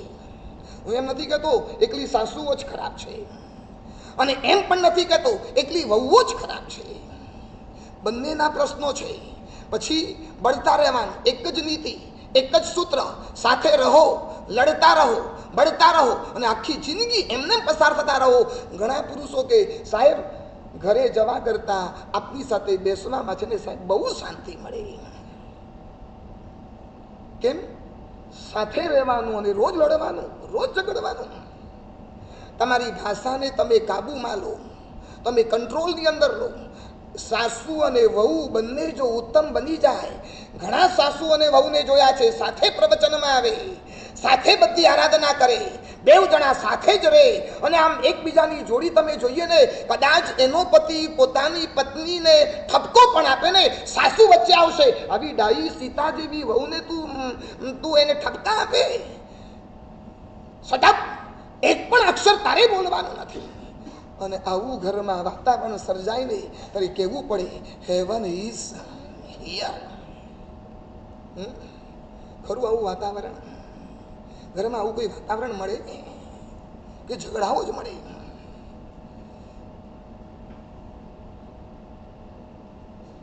આપણે ત્યાં નીતિ સૂત્રમાં બહુ સરસ વાત કરી. દંત કલ જે ઘરમાં ન હોય, લક્ષ્મી નિવાસ ત્યાં ન હોય. દંત કલ જે ઘરમાં હોય, લક્ષ્મી નિવાસ તે ઘરમાં ન હોય. તમે સમજ્યા? દંત કલા એટલે જ્યાં આગળ બોલચાલના ઝઘડાઓ થાય ત્યાં આગળ છે ને વૈભવ ટકે નહીં, ત્યાં લક્ષ્મી છે ને કાયમને માટે ટકે નહીં. એક શેઠ હતા, 4 દીકરા હતા, 4 વહુઓ હતી, ગર્ભ શ્રીમંત, ચિકાર પૈસો. રાત્રે શેઠ સુતેલા, ઊંઘની અંદર સપનું આવ્યું. શેનું? મોક્ષમાળા રોપણનું. લક્ષ્મીજી સપનામાં પધાર્યા, હાથ જોડ્યા શેઠે, આપનો ઉપકાર, 3 પેઢીથી આપની મહેર અમારા ઘર ઉપર વરસે, બસ એ જ કહેવા આવ્યો છું. હું ચંચળ છું, એક જગ્યાએ લાંબો સમય રહી શકતી નથી, માટે તને કહેવા આવ્યો છું. તે મારી સેવા શુશ્રૂષા બહુ કરી, 3 પેઢીથી તમારા ઘરમાં રહીશું ને, માટે થોડીક લાગણી તમારી જોડે બંધાઈ છે, માટે કહેવા આવ્યો છું. બસ હવે થોડા દિવસમાં હું જવાની છું. કોને કીધું? કોને કીધું? હવે જવાની છું. શેઠ શું કરે? શેઠે હાથ જોડી જોડીને વિનવણી કરી, દેવી તમે ન જાઓ, તમે જશો તો અમારું શું? 3 પેઢીથી તમે અમારા ઘરમાં અને હવે જશો, કઈ રીતે ચાલે? લક્ષ્મી કે તારી સાથે આટલા વર્ષો રહ્યો ને, માટે થોડું એટેચમેન્ટ બંધાયું છે. આમ તો કહીને ન જવું, કયા વગર જતી રહું, છતાંય તને કહું છું, અને સાથે સાથે તને એક વરદાન માંગવાનું કહું છું. જતા જતા તને એક વરદાન આપીને જઈશ, તારે જે માંગવું હોય માંગી લે. શેઠને થયું હવે લક્ષ્મીને બાંધવાનો વારો મારો. 1 દિવસની મુદત આપશો? આપી. બીજા દિવસે 4 દીકરાને 4 વહુઓને ભેગી કરી, 4 વહુઓને પૂછ્યું, બોલો આપણે લક્ષ્મીજીએ વરદાન માંગવાનું કીધું છે, શું માંગશું? પહેલી વહુ કે એક કામ કરો ને, લક્ષ્મીને કહી દો જતા જતા છે ને 3 બંગલા આપણને આપી દે, 4 બંગલા આપણને આપી દે, 4 દીકરા 4 વહુઓ, એક ના બંગલા થઈ જાય, લક્ષ્મીને જવું હોય તો જાય. બીજી વહુ થોડી સમજદાર હતી, એણે કીધું બંગલા તો બની જશે, પણ પછી ધંધો જ નહીં હોય તો? એના કરતાં લક્ષ્મીજીને કહો કે આપણી ફેક્ટરી છે ને ધમધોકાર ચાલે, તો ફેક્ટરી જો ધમધોકાર ચાલશે ને તો આવા 4 બંગલા નહીં, આવતીકાલે 40 બંગલા બની જશે. શેઠ કે એ બરોબર, ફેક્ટરીમાંથી પૈસા આવશે તો બંગલા બનાવશું ને. ત્રીજી વહુ કે પિતાજી મારું માનો ને તો બંગલા ફેક્ટરી માંગવાનું રહેવા દો, ગોલ્ડ માંગી લો, અને ચિકાર સોનું જો આપણે આવી જશું ને, સોનું તો દિવસે ન વધે એટલું રાત્રે વધે, એના ભાવ સતત વધતા જ જાય, વધતા જ જાય. અત્યારે 5500 રૂપિયા ગ્રામ છે, આવતીકાલે 55,000 થઈ જાય, અને ગોલ્ડ મળી ગયું ને કામ થઈ ગયું. પણ હજુ એક વહુ બાકી હતી. કઈ વહુ? ચોથી વહુ. એક પણ અક્ષર ના બોલે. કેમ વહુ બેટા તમારે કઈ બોલવું નથી? પિતાજી ઘરમાં વડીલો બેઠા હોય તો મારાથી બોલાય કેવી રીતે? આવી વહુ મળી હોય ને તો મને દર્શન કરાવજો, હો, મારે કરવા છે. બહુ બહુ પુણ્યનો સંયોગ હોય ને તારે આવી વહુ મળે હોય. પિતાજી મારાથી બોલાય કેવી રીતે? પણ આપ પૂછો છો માટે મારે કહેવું પડશે, પિતાજી બંગલો રહેવા દો, ફેક્ટરી રહેવા દો, ગોલ્ડ માંગવાનું પણ રહેવા દો. બસ એટલું માંગશું, 4 દીકરા 4 વહુઓ, આટલો મોટો 20-25 જણનો પરિવાર. આવતીકાલે લક્ષ્મી જતી રહેશે, કદાચ ઝૂંપડીમાં રહેવા માટે જવું પડશે, ખાવાના પણ વાંધા પડશે, અન્ન અને દાંતને પણ કદાચ વેર થઈ જશે, કપડા આપણા વેર વિખેર થઈ જશે. આ બધા વચ્ચે પણ છે ને આપણા પરિવારનો સંપ આવો ને આવો બન્યો રહે ને, બસ એટલું જ લક્ષ્મીજી જોડે માંગી લો. શેઠને થયું આ વાત 100% સાચી. રાત્રે સૂતા લક્ષ્મીજી આવ્યા, બોલ શું જોઈએ? બસ કશું નથી જોઈતું, ન બંગલા, ન ગાડી, ન વાડી, ન લાડી, ન કોઈ સુખના સાધનો, ન સંપત્તિ, બસ અમારો સંપ ટક્યો રે. ત્યારે લક્ષ્મીજી કે છે સંપનું વરદાન તો આપું છું, પણ આ વરદાન માંગ્યું ને હવે લાઈફ ટાઈમનું મારું પ્રોમિસ છે, જા તારા ઘરમાંથી ક્યારેય જવાની નથી છે, નેવર. જેના કારણે ખરો ઘરની અંદર ઘરમાં 4 મેમ્બર હોય ને, ચારોના વિચારો છે ને અલગ અલગ હોય. એક કે સમર વેકેશનમાં દુબઈ જવું છે, બીજો કે દુબઈમાં હું મળ્યું છે, ફોરેન ટૂર મારવી છે, ત્રીજો કે કોરોના છે, બહાર જવાતું હશે ઇન્ડિયામાં જઈએ, અને દાદીમાં કે ક્યાંય જવું નથી, હાલો ને શંકેશ્વર. બસ પતી ગયું. ચારેના વિચારો નોખા નોખા. ઘણી વખત તમને જોઉં ને, સાચું કહું, મને આમ પંખો યાદ આવે હો. અહીંયા ઉપર નથી, ઉપર હું જોઉં ભાવીના બેન, પંખો યાદ આવે. પંખો જોયો? સંકેત પંખાને પાંખ્યા કેટલા? 3. અને આખો દિવસ સાથે રહે ને, સાથે રહે, પણ હરામ છે જિંદગીમાં ક્યારે ભેગા થાય? હરામ ક્યારેય નેવર. પંખા સાથે ફરે, પાંખિયા બધા જ સાથે ફરે, પણ ક્યારે ભેગા ન થાય. તમારા ઘરની પરિસ્થિતિ આવી છે, ઘરમાં 3 મેમ્બર છે, 3 પાંખિયા જેવા છો, સાથે રહો છો, પણ ક્યારેય ભેગા થાવ છો ખરા? એક રૂમમાં હોય, બીજો બીજી રૂમમાં હોય, ત્રીજો ત્રીજી રૂમમાં હોય, સૌ પોતપોતાના કામની અંદર બિઝી હોય, કોઈને છે ને એકબીજાને મળવાનો પૂછવાનો સમય જ નથી, ટાઈમ જ નથી. અને જ્યાં સંપ નથી ને ત્યાં લક્ષ્મી રહેવા માટે તૈયાર નથી. સાચું કહું, ઝઘડો કરવો ન હોય ને તો 2 મંત્ર યાદ રાખો. અન્ડરસ્ટેન્ડિંગ નંબર 1, બીજા નંબરે એડજસ્ટમેન્ટ. નંબર 1 અન્ડરસ્ટેન્ડિંગ અને નંબર 2 એડજસ્ટમેન્ટ. જડ પદાર્થની સાથે તમે એડજસ્ટમેન્ટ રાખો અને જીવ વ્યક્તિની સાથે છે ને તમે એડજસ્ટ કરતા જાઓ. કોઈ પણ જીવ વ્યક્તિ મળે ને મારે એની જોડે એડજસ્ટ કરવું છે, અને કોઈ પણ જડ પદાર્થ હોય ને એની જોડે મારે શું કરવું છે? જીવની જોડે અન્ડરસ્ટેન્ડિંગ અને જળની જોડે એડજસ્ટમેન્ટ. જળની જોડે મારે એડજસ્ટ થઈ જવું છે. તમે પાણી જોયું, પાણીને કોઈ પણ સાધનમાં મૂકો, પાણી છે ને એડજસ્ટ થવા તૈયાર છે. તપેલીમાં મૂકો તો તપેલીમાં, વાડકીમાં મૂકો તો વાડકીમાં, ગ્લાસમાં મૂકો તો ગ્લાસમાં, મટકામાં મૂકો તો મટકામાં, કોઈ પણ પાત્રમાં પાણી એડજસ્ટ થવા તૈયાર છે. અને પથ્થર ક્યાંય એડજસ્ટ ના થાય. એડજસ્ટમેન્ટની ભૂમિકા કરી. બોલો એક છોકરો ભેગો થયો ને, એક કુમારો હતો એક પરણેલો હતો. તાજમહેલ પહોંચ્યા 2 જણા. બોલો કુમારો કે મારે આવો તાજમહેલ બનાવવો છે, પણ મુમતાજ મળતી જ નથી. મારે આવો તાજમહેલ બનાવવો છે, પણ મને મુમતાજ મળતી જ નથી. બીજો કે મારે તાજમહેલ બનાવવો છે, પરણેલો હતો, પણ મારી મુમતાજ મળતી જ નથી. એકને મળતી નથી ને બીજાની મળતી નથી. શું થાય? 14નો દિવસ હતો ને, એટલે ગામડામાં તો છે ને તમે જોયું માતાજી આવે, ખબર છે? તમે ગામડામાં ગયા હોવ તો કદાચ કોઈને ખબર હોય, અનુભવ હોય, શું આવે? માતાજી આવે એટલે હું ખબર છે એટલે ઓલા દોસ્તે કીધું ચલ ને મંદિરમાં આજે 14નો દિવસ છે ને આજે માતાજી આવશે એટલે ઓલાએ પૂછ્યું માતાજી આવે એટલે શું થાય? માતાજી આવે એટલે જેના શરીરમાં માતાજી આવે ને આમ માથું ધૂણાવે, વાળ ખુલ્લા કરી દે અને આમ જે બોલે મજા આવે જોવાની. ઓલો કે મારે નથી આવવું, અરે ચાલ ને માતાજીના દર્શન થશે, મારા ઘરમાં રોજ માતાજી આવે.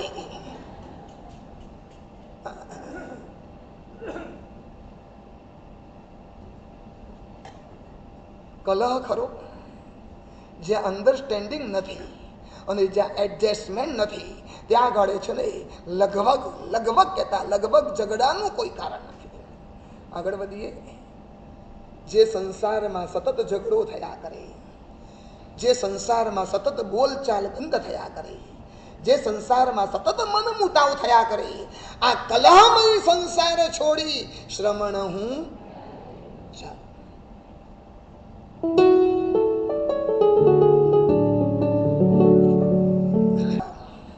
આક્ષેપ કરવો, કોઈની પર આડ ચડાવ. શાસ્ત્રોમાં એની ડેફિનેશન કરતા લખ્યું અભિમુખેન આખ્યાનમ અભ્યાખ્યાનમ. સામે ચડીને કેવું તું ચોર છે, તું આવો છે, તું આવો છે, અને એના ઉપર જાત જાતના એના જીવનના દોષ નથી છતાં પણ દોષ એના પર ચડાવી અને એના પર આડ મૂકવું, એનું નામ છે અભ્યાખ્યાન. સમજો બોલો, ઓફિસેથી ઘરે આવ્યા, લાખ રૂપિયા તમે ટેબલ પર મૂક્યા, બાથરૂમમાં ગયા, પત્ની કિચનમાં કામ કરતી હતી, બહાર રસોડામાં કામવાળી ઝાડુ મારતી હતી. એ ભાઈ ઇવેન્ટ વાળા ડિસ્ટર્બ કરો છો, ઘડી ઘડી ચલો બહાર બેસો, કામ હશે તો બોલાવીશ, બહાર બેસો, અહીંયા આવતા નહીં. અને આમ એ વખતે પત્ની ત્યાં આગળ ઝાડુ વાળતી, ત્યાં કામવાળી ઝાડુ વાળતી હતી, પત્ની કિચનમાં હતી, અને તમે લાખ રૂપિયા મૂકીને સીધા બાથરૂમની અંદર ગયા અને આવ્યા અને બાથરૂમમાંથી તમે જેવા બહાર નીકળ્યા અને લાખ રૂપિયા તમારા ગાયબ થઈ ગયા. સાચું બોલો, સૌથી પહેલો આક્ષેપ તમે કોના પર કરો? સીધો આક્ષેપ. જે કામવાળી 10 વર્ષથી તમારે ત્યાં કામ કરતી હતી, લાખો રૂપિયા મૂકેલા, આજ સુધી ક્યારે હાથ લગાડ્યો નહોતો, મેરેજના કેટલા પ્રસંગો ગયા પણ ક્યારે પણ ચેન કે સોનાની વીંટીને હાથ લગાડ્યો નથી, લાખ રૂપિયા તમે પૂછ્યા વગર જાણ્યા વગર સીધો કામવાળી પર આક્ષેપ. કઈ પૂછવાનું નહીં, કોઈ સાબિતી નહીં, કોઈ પ્રૂવ નહીં, અને સીધો દોષારોપણનો આક્ષેપ. આવા તો જાત જાતના અભ્યાખ્યાનો છે ને અમારે ત્યાં સાધુ સાધ્વીમાં પણ છે ને અભ્યાખ્યાનો ચાલતા હોય. એક પક્ષવાળા પોતાના પક્ષને સાચો સાબિત કરવા માટે બીજા પક્ષના સાધુ પર છે ને આડ ચડાવી દે. સાચા સંયમી તો અમે જ સાચું સંયમ પાડીએ છીએ. સામેવાળા છે ને, સામે પક્ષવાળામાં સામેવાળાનો મુમુક્ષુ મારે પડાવી લેવો હોય તો મારે કહેવું પડે કે ભાઈ એ તું જે ગ્રુપમાં દીક્ષા લઈ રહ્યો છે ને એ ગ્રુપ બરોબર નથી, અંદર ઝઘડા ચાલે, સંયમ બરોબર નથી. અમે છે ને નિર્દોષ ગોચરી પાણી વાપરીએ, અમે પાણી ઓરવા માટે બહાર જઈએ, અમે સ્પીકર ના વાપરીએ, અમે મોબાઈલ ના વાપરીએ, અમે આમ ન કરીએ, અને સામેવાળા સાધુઓ ઉપર આડ ચડાવી અને પોતાના પક્ષની અંદર ખેંચવા. અભ્યાખ્યાન સિવાય બીજું શું છે? તમે જોજો, 2 તિથિના સાધુઓની નજીક જાઓ, એમના પ્રવચનોમાં એમની પાસે વાર્તાલાપની અંદર લગભગ છે ને 1 તિથિના પક્ષના સાધુ સાધ્વીની નિંદા સિવાય બીજું કાંઈ જ નહીં હોય. તમે કહેશો સાહેબ તમે આટલું ખુલ્લું બોલો છો, ઓપનલી એટલા માટે બોલવું છું તમને જાગૃત કરવા માટે. 1 તિથિ પક્ષના સાધુ મુમુક્ષુઓને પોતાની તરફ ખેંચવા માટે મેં કેટલાય મુમુક્ષુઓને જોયા છે. સાહેબ એવી ભરમાર ઊભી કરી દે, માઇક વાપરે છે, સાહેબ આમ કરે છે, સાહેબ તેમ કરે છે, અને તમારા પાપ લીલાઓ, તમારા પાપાચાર તમે સામે ચડીને બતાવવા તૈયાર. 150, 200 સાધુઓનો કાફલો એક સાથે રહે, આટલી બધી ગોચરી પાણી સહજ રીતે ન મળે અને રસોડામાં જઈ આધાકર્મી ગોચરી તમે વાપરો, અને પ્રભુએ ના પાડી છે કે આધાકર્મી ગોચરી સાધુએ નહીં વાપરવાની, અને છતાંય વિહારોમાં 150 કાફલો અને તમારા માટે સ્પેશિયલ બનાવેલી ગોચરી તમે વાપરો. એ પાપાચાર તમને દેખાતો નથી, તમને એ ભૂમિકા નથી દેખાતી. હું એમ નથી કહેતો કે 2 તિથિ પક્ષમાં સંયમ નથી, હું એમ કહું છું 1 તિથિ પક્ષમાં પણ કેટલાય સંયમી મહાત્માઓ છે. તમે જાઓ, મસ્તક ઝૂકી જાય, પણ અભ્યાખ્યાન આળની ભૂમિકા, અમારો પક્ષ વધે, અમારી તિથિનું પાલન કરનારા વધે, અમારો સમુદાય વધે, એટલે સામેવાળાને ભાઈ તમારી લીટી ઊંચી મોટી કરવી છે ના નથી, પણ કમસે કમ સામેવાળાની લાઈનને નાની કરવાનું પાપ તો ભૂલી ચૂકે ન કરતા. તમે સાબરમતીવાળા પોપટભાઈના મેસેજો વાંચો છો? વાંચજો એકવાર, મુગ્ધાનમાંથી નીકળો. એટલે હું એમ નથી કહેતો, હું નિંદાને પ્રોત્સાહન નથી આપતો, પણ પોતાના ઠેકાણા નહીં અને સામેવાળા ઉપર ચિકાર આરોપો મૂકવાના. એકવાર પોપટભાઈને વાંચો, તમારી આંખ ખુલી જશે. બે તિથિવાળાનો જે પાપાચાર ચાલે, જે લોકોની પાપ લીલાઓ ચાલે, આપણી આંખ ખુલી જાય. હું એમ નથી કહેતો હું સંયમ સારું પાડું છું, પણ એવું તો નથી પાડતો કે પ્રભુના શાસનની અપભ્રાજ ના થાય. દરેક પક્ષમાં સંયમી મહાત્માઓ છે, ગુણવંતની ઊંચી ભૂમિકા છે. હું દરેકની અનુમોદના કરું. અમારે ત્યાં યશો વિજયજી મહારાજે ચેતન ગાન અજવાળીય સ્તવનમાં લખ્યું, સરસ મજાની વાત કરી. થોડલો પણ પરગુણ તણો દેખી હર્ષ મનાણ રે. પારકાનો થોડો ગુણ પણ દેખાય ને હૈયું ભાવ વિભોર બની જાય. કમાલ કરી દીધી. એક તો કળિયુગમાં ગુણવાન વ્યક્તિ મળવા જ દુર્લભ છે, અને એમાં તમારી પાસે આવનારાઓને ગુણવાન વ્યક્તિથી દૂર રાખવાનું પાપ અને પાપની અંદર નિમિત્ત બનવાનું ભૂલી ચૂકે છે ને. આ કામ ભૂલી ચૂકે ન કરતા. અભ્યાખ્યાન. આંધ્રપ્રદેશમાં એક નાનકડું ગામ, પર્યુષણના દિવસો, નવી પરણીને આવેલી વહુએ હઠાઈ કરી. ઘણા રાજસ્થાની સમાજમાં એવો રિવાજ કે મેરેજ કર્યા પછી સૌથી પહેલા પર્યુષણમાં શું કરવાનું? હઠાઈ કરવાની. બેનનો સ્વભાવ જરાક મળતાવડો. પાંચમા ઉપવાસે દેરાસરના પગથિયા ચડતા હતા. પૂજારી પગથિયા પર બેઠેલો. પૂજારીએ એટલું જ પૂછ્યું, બેનજી સાતામે? એટલે ઓલા વહુએ, બાજુમાં સાસુ પણ હતી, અને વહુએ હસતા હસતા જવાબ આપ્યો, પૂજારીજી એકદમ સાતામે. આ હસતા હસતા પૂછાયેલો પ્રશ્ન અને હસતા હસતા અપાયેલો જવાબ, સાસુનું આંખ વિફરી. ચોક્કસ લાગે છે આ બે વચ્ચે કોઈ આડો સંબંધ હોવો જોઈએ. કોઈ ખાતરી નહીં, કોઈ પ્રૂવ નહીં, બસ માત્ર આટલો જ પ્રશ્નનો આપ લેનો જવાબ. ખાનદાન ઘરની બહુ પૂજા કરીને ઘરે આવ્યા, પોતાના દીકરાને ચાવી ચડાવી. પર્યુષણનો 5મો દિવસ, 28નો 5મો ઉપવાસ, અને એમ સાસુએ આંખ કાઢી. ઓલા પૂજારી સાથે તારા આડા સંબંધો છો ને? સાચું બોલ. બિલકુલ નહીં. પૂજારીએ મને સાતા પૂછી, મારો નેચર છે. હસતા હસતા મેં જવાબ આપ્યો. આમાં કોઈ તમારે શંકા કરવાનું કારણ નથી. નહીં, કંઈક તો હોવું જોઈએ. અને દીકરા અને સાસુએ ભેગા થઈ વહુની જીભ ખેંચી, ચપ્પુથી કાપી નાખી, ઘાસલેટ એના પર છાંટ્યું અને જીવતે જીવતા બાળી નાખી. અને એની મરણ ચીસ ઘરની બહાર નીકળી, ગામ સુધી પહોંચી. આખું ગામ ભેગું થયું. પ્રભુનો જન્મ ઉત્સવનું વાંચન એ વહુ માટે મૃત્યુનું વાંચન બની ગયું. એનો બાપ આવ્યો દોડતો દોડતો, मेरी बेटी की क्या कसूर, उनकी सास ने उसकी जीभ को काट डाली, मेरे दामाद ने उसके पर पेट्रोल डालकर उनको जला दिया, मेरी बेटी की कसूर क्या? આ અભ્યાખ્યાને, આ આડે કંઈકના જીવનને છે ને ખતમ કર્યા છે. સાવધાન. એમાં આ બાબતમાં છે ને બહેનોની આદત બહુ, વગર જાણે વગર જોઈએ. તમે જોજો, 10 મિનિટ બહેનો ભેગી થાય ને, અને હું તો 100% નિર્મળ ખાતરી સાથે કહું છું, 15 મિનિટથી જો તમે આપસમાં ચર્ચા કરતા હશો ને, નિંદા સિવાય બીજું કાંઈ નહીં હોય. નહીં, 100%, 100%. વાત કરી કહીને શું કરવાના? શું કરવાના? હા, 13મે અભ્યાખ્યાન, 14મે પૈશુન્ય. ઘણા કિસ્સામાં આ તો બે સરખું લાગે ને, આમ જોવા જાવ તો સરખું લાગે, હા, પણ આમ જોવા જાવ તો ડિફરન્સ છે. ઉપાધ્યાય યશો વિજયજી મહારાજે 18 પાપાસના સજ્જામાં લખ્યું, અભ્યાખ્યાની છે ને નીડર હોય, અને પૈશુન્ય વાળો છે ને ડરપોક હોય. ઓલો નીડર હોય એટલા માટે એ જાહેરમાં આડ ચડાવે, જાહેરમાં. અમને છે ને સંઘમાં આવા ઘણા મળી જાય. ઘણી વખત ટ્રસ્ટીઓનું અમારી આગળ કાંઈ ચાલે નહીં એટલે પછી આવા બદમાશ બદતમીજ ટ્રસ્ટીઓ છે ને અમારી પણ હાડ મૂક્યો, મહારાજ આવા, મહારાજ આમ કરી, મહારાજ આમ કરે, અમને ન છોડે. અને પૈશુન્ય વાળો છે ને બોલે ખરો પણ ડરપોક હોય, એ બધાની વચ્ચે ના બોલે. કોકની કાનમાં જઈને ફૂંક મારે, કાનમાં જઈને ફૂંક મારે કે આને આમ કર્યું અને આમ કર્યું.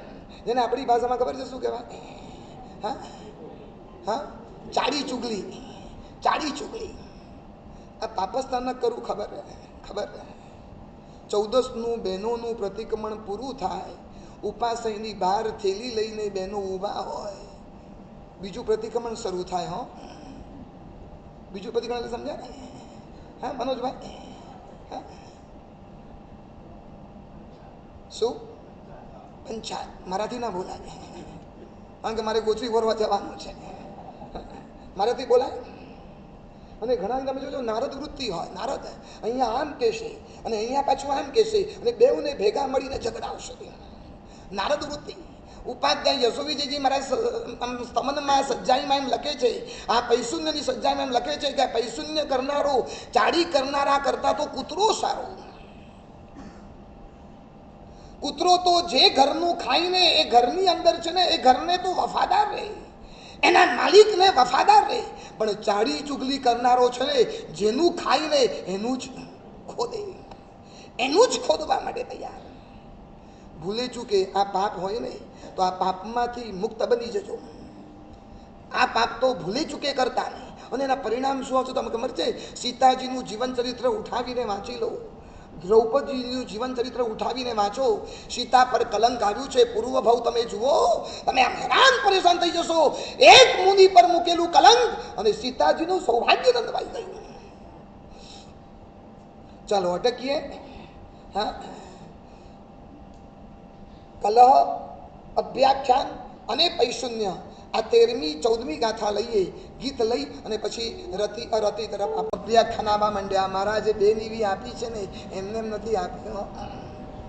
એક નીવી પૂરી મૂડ કરાવશે અને એક નીવી મીઠી નીવી કરાવશે અને એક નીવી બસ ઠોકો. આ અભ્યાખ્યાન ન કહેવાય.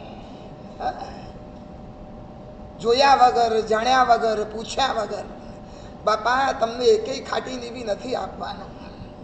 એકેય અવચાર મળે રતિ, પણ એમાં એક નીવી રૂખી નીવી છે અથવા તો ખાટી નીવી છે અથવા અવધ નીવી મળવાની છે એટલે તરત શું થાય? અરતિ. ઉપાધ્યાયજી મહારાજે સજ્જાઈમાં એમ લખે છે, રતિ અરતિ, રતિ અરતિ છે વસ્તુથી, તે ઉપજે મનમાંથી. રતિ અરતિ છે ને આપણી મનની કલ્પનાઓ છે. બજારમાં ગયા, 5 વર્ષથી અટકી ગયેલું તમારું 25 લાખનું પેમેન્ટ એકાએક તમારી પાસે આવીને ઊભું રહી ગયું ને, રતિ. ઘરે જઈને પત્નીને કહેશો આજે મગદીરાનો શીરો બનાવું, 25 લાખનું પેમેન્ટ આજે એક ઝટકે આવી ગયું. અને બીજા દિવસે 25 લાખ તમારા ગયા, ખલાસ. શું થાય? અરતિ. તમે જુઓ, ક્ષણમાં રતિ, ક્ષણમાં રતિ. પત્નીને ડિલિવરી આવવાની હતી, 2 દીકરી તો હતી, આ 3જે ડિલિવરી છે. આશા હતી દીકરો આવશે, દીકરો ના આવ્યો, દીકરી આવી, અરતિ. મોડું ચડી જાય. 21મી સદીમાં પણ બેઠા છો, છતાં પણ દીકરી જન્મે ને તોય મોડું ચડાવનારા છે અને દીકરો જન્મે ને તોય ખુશાલીમાં પેંડો વેચનારા છે. યાદ રાખજો, આ 21મી સદીમાં દીકરો તમારી જેટલી સેવા નહીં કરે ને એટલું સેવા તમારું કોણ કરશે? દીકરી કરશે. દીકરો તો મારો બેટો વહુ આવશે લઈને રવાના થઈ જશે. એમાંય રૂપકડું રમકડું હશે ને તમારા ઘરમાં રહેશે જ નહીં. પણ દીકરી પોતાના સાસરે બેઠી બેઠી પણ છે ને મમ્મી પપ્પાનું ધ્યાન રાખશે. વારે ઘડીએ દોડીને આવશે, પૂછશે મમ્મી કેમ છે, પપ્પા તમને કેમ છે. એટલે દીકરી આવે તો મોડું ચડે, દીકરો આવે તો ખુશી થાય. આ ક્ષણમાં રતિ અને ક્ષણમાં રતિ. મનપસંદ આઈટમ નીવીમાં આવી તો રતિ, અને એક પણ આઈટમ ગમતી નથી, ભાવતી નથી તો અરતી તમારી તકલીફ એ પેટમાં વધારે જાય ને તોય અરતી થાય. સાહેબ આજે વધારે ખવાઈ ગયું, સાહેબ બહુ દુખે છે. એ વખતે મોઢાના એક્સપ્રેશન તમે જુઓ ને, ભાવો, મને તો બહુ મજા આવે જોવાની. આમ તો હું દવા આપતો જ નથી, પણ ફરિયાદ કરવા મારા માટે આવે ને એટલે હું તો પહેલાં જ કહી દઉં, જાઉં જ્ઞાનબોધિ પાસે દવા ત્યાંથી લઈ લઉં, જે ફરિયાદ કરીએ. પણ આમ અમુકના ભાવ જોવાની મજા આવે. હું સાંભળીને 5 મિનિટ પછી કહું મારી પાસે કોઈ દવા નથી, જાઓ જ્ઞાનબોધિ પાસે જાઓ. તો અમારી 5 મિનિટ સાંભળ્યું કેમ? બસ સાંભળવાની મજા આવે. અરતી પેટમાં વધારે ગયું, વધારે નીવી થઈ ગઈ, ભરાઈ ગયું તો અરતી. અને સાંજે પડીલે હણ કર્યું, વધારે ખવાઈ ગયું, ઉલટી વધારે થઈ ગઈ અને બધું નીકળી ગયું તો રતી કે રતી. આમ ક્ષણ ક્ષણમાં આ રવિવારે કોઈ આવવાનું નથી, અરતી 16 તારીખે આવશે તો જો બોલ્યા ને, રતી હોય ત્યાં રતી આવે છે ક્ષણ ક્ષણની અંદર. એક માણસ છે ને હાઈફાઈ સોસાયટીમાંથી પસાર થયો, ઉનાળાના દિવસો, ઉપરથી સૂરજ આગ હોકી થરતી તાપી ગઈ, ઓલાને સખત તરસ લાગેલી, બિસ્લરી બોટલની દુકાન જોઈ પણ કાંઈ મળી નહીં. હાઈફાઈ સોસાયટીમાં તો બંગલાઓ બધા બંધ જ હોય, ઘરના ફ્લેટના દરવાજા તો કોઈ ખુલે નહીં. ઓલાને થયું એક ડગલું ચલાશે નહીં, આટલી તરસ, બહાર મેઇન રોડ ઉપર જઈ તારે બિસ્તરી મળશે, એક ડગલું ચલાય એમ નથી. ત્યાં એક બંગલા આગળથી પસાર થયો ને ત્યાં પાછળની બારી ખુલ્લી હતી, આગળનો ગેટ તો બંધ હતો પણ પાછળની બારી ખુલ્લી, એટલે પાછળથી એને કીધું ભાઈ મને તરસ લાગી છે, પાણી આપશો? એટલે અંદર બેઠેલી અજાણી વ્યક્તિએ કીધું પાણી? તમે આગલા ગેટ ઉપર આવો, મેઇન દરવાજા ઉપર તમે આવો એટલે હું તમને પાણી આપું. સાવ અજાણી સોસાયટી, કોઈ ઓળખીતો નહીં, બારીમાંથી બૂમ પાડી પાણી મળશે, અને ઓલાએ પ્રેમથી આવકાર આપતા કીધું આગળ આવો ને તમને પાણી આપું. હજુ બોલો એ માણસ માટે શું વિચાર? નિર્મળ, હા, સારો માણસ છે, બરોબર ને? કે હિન્દુસ્તાનમાં અતિથિની જે ભાવના પૂર્વના કાળમાં સાંભળેલી આજે નજર જોવા માટે મળે. ભાંગ્યું તોય ખરું છે.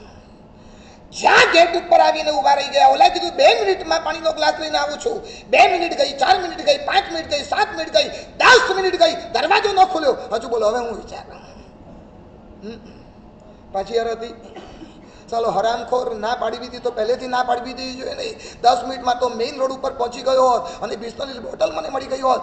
હરામખોર ચાલો ના પાડે, દરવાજો ખોલ્યો નહીં, મને ઊભો રાખ્યો અને એ જ વખતે દરવાજો ખોલ્યો. તમારો લાલ ઘૂમ ચહેરો. સામો માણસ કે એક્સક્યુઝ મી, પાણી લાવતા વાર લાગી. તમારો લાલ મટોળ ગોળ ચહેરો જોયા પછી મને એમ થયું સાદું પાણી શું કામ, લીંબુનો શરબત લઈને આવ્યો છું. હજુ બોલો ભરતભાઈ, હવે શું વિચાર?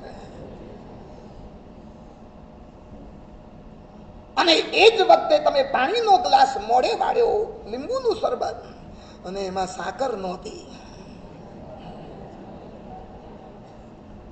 હજુ બોલો માણસ બદલાયો કે તમારું મન બદલાઈ ગયું? ક્ષણમાં રતી. તમે જોજો, રતિ અરતિનું દ્વંદ, એનું નામ તો સંસાર છે. એક રાગ દ્વેષનું દ્વંદ, એક રતિ અરતિનું દ્વંદ, એક અભ્યાખ્યાન અને પૈશુન્યનું દ્વંદ, અને આના ઉપર તો સંસાર ચાલે.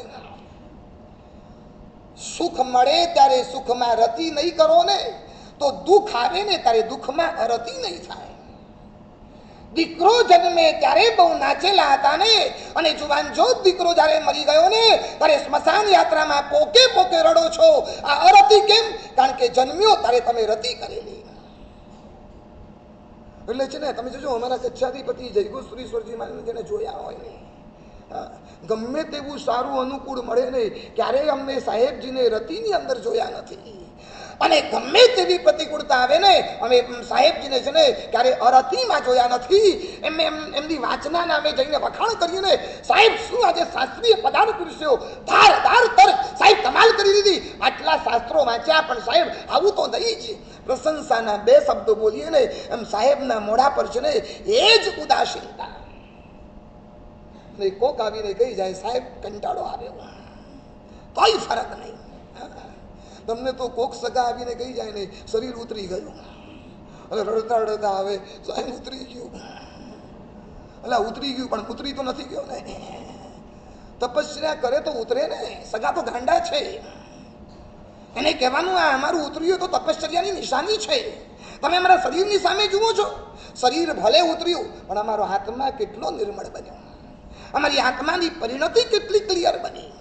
અમારા જન્મ જન્મથી લાગેલા જે કર્મ હતા ને, આત્માના પ્રદેશ પર દેરા તંબુ નાખીને બેઠેલા એ પ્રદેશો ને અમે કાઢીને જ રહ્યા અને અમારો આત્મા નિર્મળ બન્યો. શરીર દુબળું બન્યું ને એનો અમને આનંદ દુઃખ નથી, પણ અમારો આત્મા નિર્મળ બન્યો ને એનો અમને 100% આનંદ છે.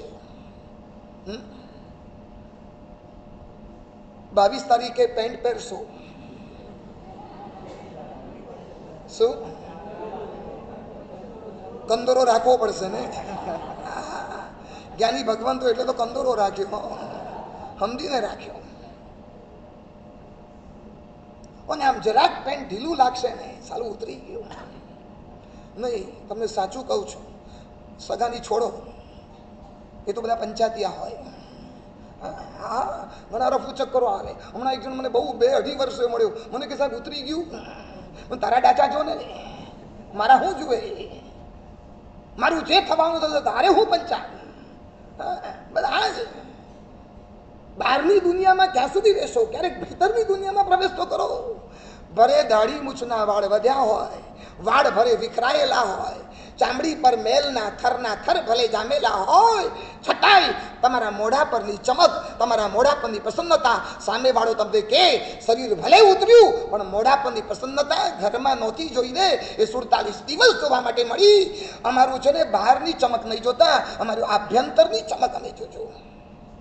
હું કહું છું ઉપધાનવાળાને ઘરમાં જઈને જરાક ડાયા થજો, નહીં તો તમારા સગા સંબંધી કહેશે હીરો ઘોગે જઈને આવ્યો અને ડેલી એ હાથ દઈને પાછો આવ્યો. હલો, એવા ને એવા એવો જ ગુસ્સો કરો છો, એવું જ ખાવની વૃત્તિઓ છે.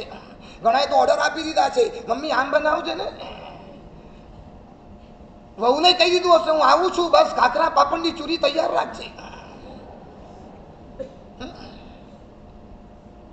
ચૂરી આવે ને કોઈ ઘાલે અંદર, ખાખરો ઘાલે, પછી પાપડ ઘાલે, ખીસિયા ઘાલે કે નહીં ઘાલે? ખીસિયા ઘાલે, પછી ચટણી ઘાલે.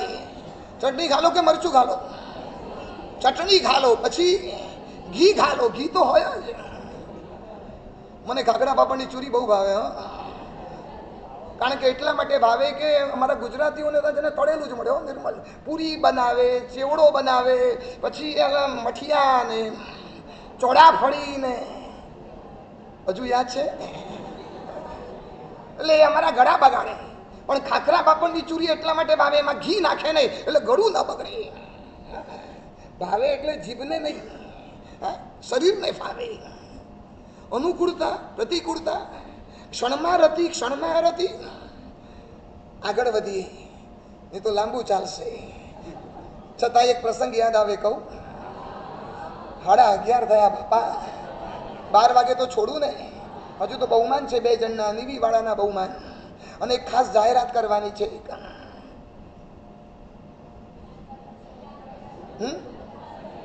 શું કહી દઉં જાહેરાત? આજે પૂરી મૂડના પચકાણે નીવી છે,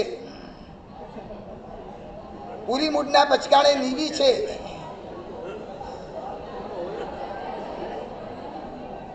પણ નીવીની અંદર બધી આંબેલની આઈટમો છે.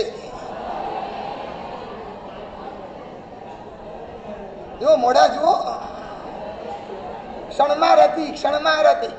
ચાલો હવે વાત નીકળી, પ્રસંગ તમને કહી દઉં. માણસ ઓફિસે જતો હતો, ઘરમાંથી નીકળતો હતો, દરવાજાડે ઉભેલો, ત્યાં જ છીક આવી. જોરથી છીક આવીને પત્નીએ રાડ પાડી, આ શરદી થઈ ગઈ છે અને એમને ઓફિસમાં જાઓ છો, મસાલાવાળી ચા બનાવી દઉં. ઓલો ઊભો રહી ગયો.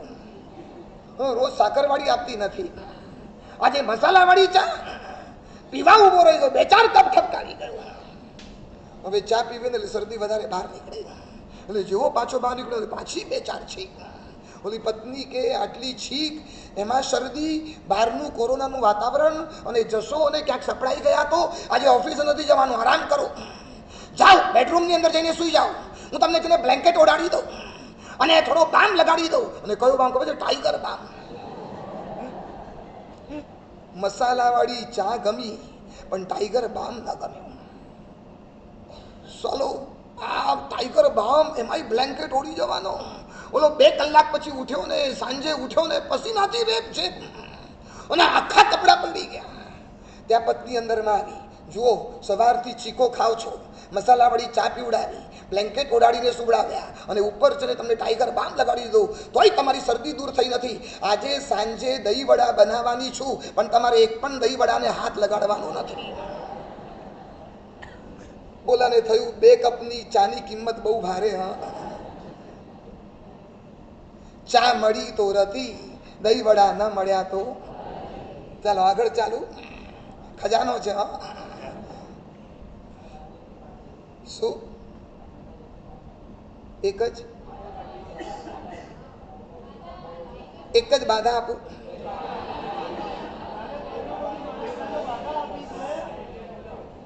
એક વાડકીમાં જ ખાવાનું, એટલું જ લઈ જવાનું. સરસ, ચલો એક ગ્લાસ હું છોડાવી દઉં.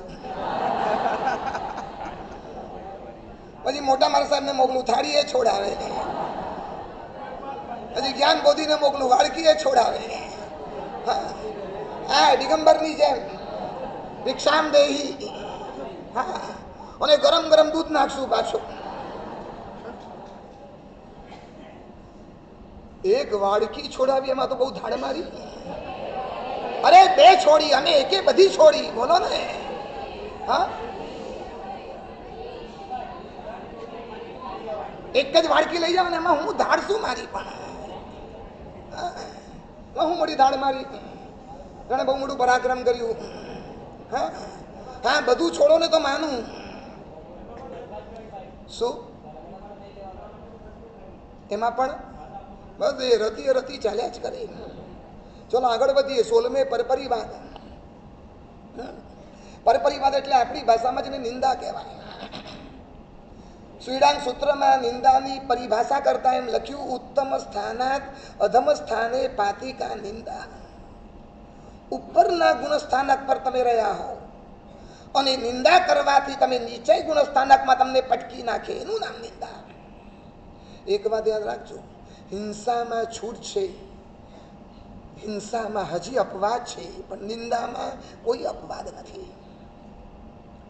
અમારે વચ્ચે વિહાર કરતા કરતા નદી આવે, 50 કિલોમીટરનો લાંબો વિહાર થાય, તો શાસ્ત્રોએ અમને છૂટ આપી, નદીની અંદર નાવડામાં બેસી સામે કિનારે પહોંચી જાઓ, આ 50 કિલોમીટરનું ચક્કર તમે નહીં મારો. કેમ? અબકાઈના જીવોની હિંસા થાય ને. ઘરની અંદર વોરવા આવીએ ને હમણાં જ કામવાળીએ પોતું માર્યું હોય ને તો અમે પગ ન મૂકીએ, ઘરમાંથી પાછા રિટર્ન થઈને નીકળી જઈએ. ઘરમાં પાણીના પોતામાં અમે પગ ન મૂકીએ અને નદીના નાવડામાં નીકળી જઈએ, કારણ કે હિંસામાં હજી અપવાદ છે, પણ નિંદામાં કાંઈ અપવાદ નથી. હિંસાવાળો હજી ચોથે ગુણસ્થાનકે હોઈ શકે, પણ નિંદાવાળાને પહેલા ગુણસ્થાનક સિવાય બીજું કોઈ સ્થાન નથી. હિંસાવાળો હજી કદાચ કેવળ જ્ઞાન પામી શકે. સાંભળ્યું છે? અરણિક મુનિ, અરણિકાચાર્ય પોતે પાણીમાં ગંગા નદીમાં તરતા તરતા અંદરમાં કથા લાંબી છે નથી કહેતો, અને ચિકાર પાણીની વિરાધના, તોય ગંગા નદીમાં કેવળ જ્ઞાન પામ્યા. હિંસા કરનારો કેવળ જ્ઞાન પામી શકે, નિંદા કરનારો નેવર પોસિબલ. વધારે નથી કહેવું, 4 વાત કરવી છે. નંબર 1, નિંદા કરશો નહીં, તમારા મોઢે નિંદા કરશો નહીં. નંબર 2, નિંદા ક્યારેય સાંભળશો નહીં.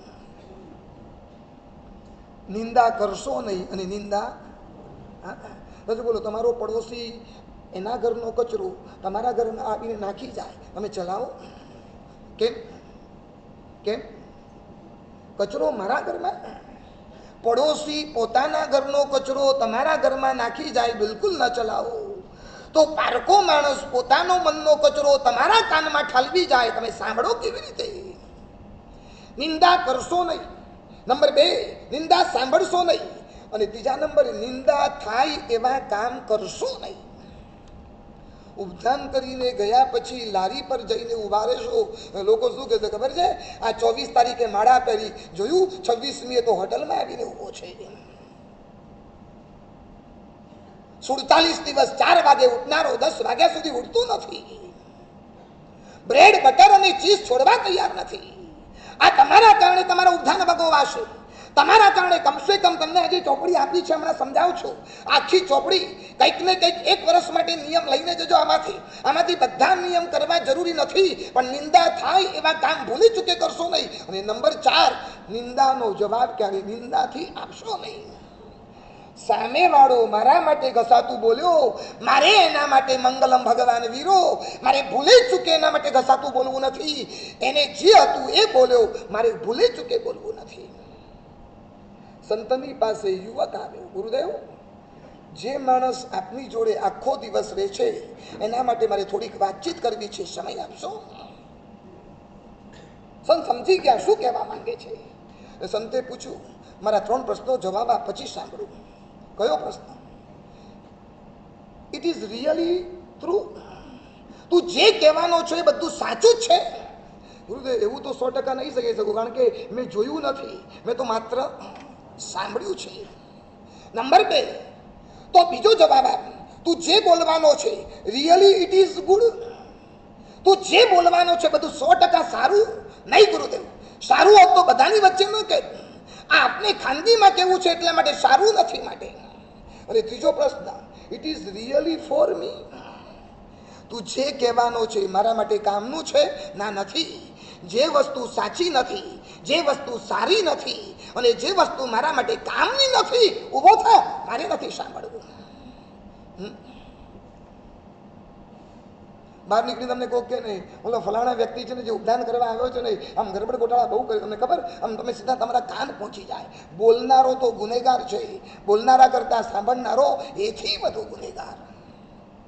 અને પછી નિંદા કરવા બેસો ને તમે અમને ન છોડો. સાધુ સાધ્વીની પણ ચિકાર નિંદા, ચિકાર. સંવત્સીના દિવસે મહાત્મા વોરવા માટે નીકળે ને, તમારા મનમાં શું નીકળે? મારા સાહેબો પ્રવચનમાં બેઠા બેઠા અઠાઈની પ્રેરણાઓ કરે, મોટી મોટી ઉપવાસની વાતો કરે, જોયું 12 વાગ્યા નથી ને વોરવા નીકળ્યા નથી. તમે અમારા માટે બોલો ને. અને હું તો કહું છું, તમારા ગામની અંદર, તમારા એરિયામાં જે મહાત્મા વિહાર કરતા કરતા આવે, તમે નજીક રહેતા હો નહીં તો દરેકના વીક પોઈન્ટ તમારે ડાયરીમાં લખવાના. આ મહારાજે આવું કર્યું, આ મહારાજે આવું કર્યું, આ મહારાજે આવું કર્યું. આખી ડાયરી તમારે ભરી દેવાની. અને છેલ્લું પાનું ખાલી રહે ને, છેલ્લા પેજમાં તમારે લખવાનું, આ દરેક મહારાજની બ્લેક સાઈડ મેં લખી નાખી, દરેકની નિંદા મેં લખી નાખી, પણ હું સાધુ બધીશ નહીં. અરે આમાંનું કશું જ નહીં કરું. છે તાકાત તમારી? બોલવું સહેલું છે, કરો તો ખરા. એક વખત 5 મહાવ્રત તમે પાડીને તો જુઓ. સાહેબ, આ છોકરો ઉપદાનમાં સૂતા સૂતા ગાવશક કરી. સાહેબ, આ માણસ બેઠા બેઠા પ્રતિક્રમણ કરે. પણ તને ખબર છે, સટકાઈના જીવોને અભયદાન આપીને આવ્યો છે. જરાક મનની કે તનની કમજોરી, પ્રમાદ ભાવ બેઠા બેઠા કરે છે, પણ તું નિંદા શું કામ કરે? સાહેબ, ફલાણું આમ કરે, સાહેબ ફલાણું ઢીકણું કરે. પર પરિવાર 16 में 17 में માયા મૃષાવાદ. નિયમ આપી દો, જિંદગીમાં ક્યારેય કોઈ પણ સાધુ સાધ્વીની નિંદા કરવી નહીં. અને કોક કરે તો કાનથી આપો. આટલો નિયમ લેશો. બહુ ભયંકર દોષ છે, બહુ ભયંકર. સમય નથી ને તો તમને નિંદા પર આખું પ્રવચન આપીશ. આગળ સાંજ સુધારસમાં આવશે અને નિંદા પર આખું પ્રવચન લઈશ. ક્યારેય પણ કોઈ પણ સાધુ સાધ્વી, સપોઝ આપણી નજર સામે કદાચ એ મોબાઈલ વાપરતા હશે ને, પોતાના હાથમાં લઈ, આપણને શું ખબર, એના ગુરુ પાસે રડતી આંખે પ્રાયશ્ચિત લેતા હશે, એ શુદ્ધ બની જશે. પણ તમે નિંદા કરીને તમારી દુર્ગતિ નજીક કરો છો. તમને ખબર, કદાચ મને નહીં ગમે તો દૂર રહીશ, એમની પ્રવૃત્તિ મને નહીં ગમતી હોય દૂર રહીશ, પણ નિંદા તો ભૂલે ચૂકી નહીં. બોલો, આપું આટલો નિયમ? હજુ ઘણા ના હાથ. દરેકના 100%. અરિયન શક્યમ, સિદ્ધ શક્યમ, શાહુ શક્યમ, દેવ શક્યમ, અપશક્યમ, નારાયણ સ્થગણમ ભોશ્રી. 17 में માયા મૃષાવાદ રિપીટ છે. માયા પણ આવ્યું, મૃષાવાદ પણ આવ્યું. એટલે માયા મૃષાવાદ કેટલું ખતરનાક છે એની ભૂમિકા. અને છેલ્લે 18મું મિથ્યાત્વ શલ્ય. જે છે એને છુપાવવું, એનું નામ માયા શલ્ય. हाँ, एक खतरनाक ज्यादा है इसलिए डबल लिया. माया अकेली, मृषावाद अकेला, वो जितना खतरनाक है। और दोनों की जोड़ी जब जम जाती है ना, मोदी और अमित शाह की जोड़ी है खतरनाक। માયા મૃષામાં જ્યારે ભેગું થાય તમે જોજો, જ્યાં લગભગ માયા આવશે ને ત્યાં મૃષા આવશે, અને મૃષા આવશે ને ત્યાં માયા આવશે, ડગલે પગલે અને છેલ્લું મિથ્યાત્વ સંજ્ઞા. શું શું કહો છો? હા, મૃષા એટલે ખોટું, માયા એટલે ખોટાને સાચું પ્રૂવ કરવાની મહેનત.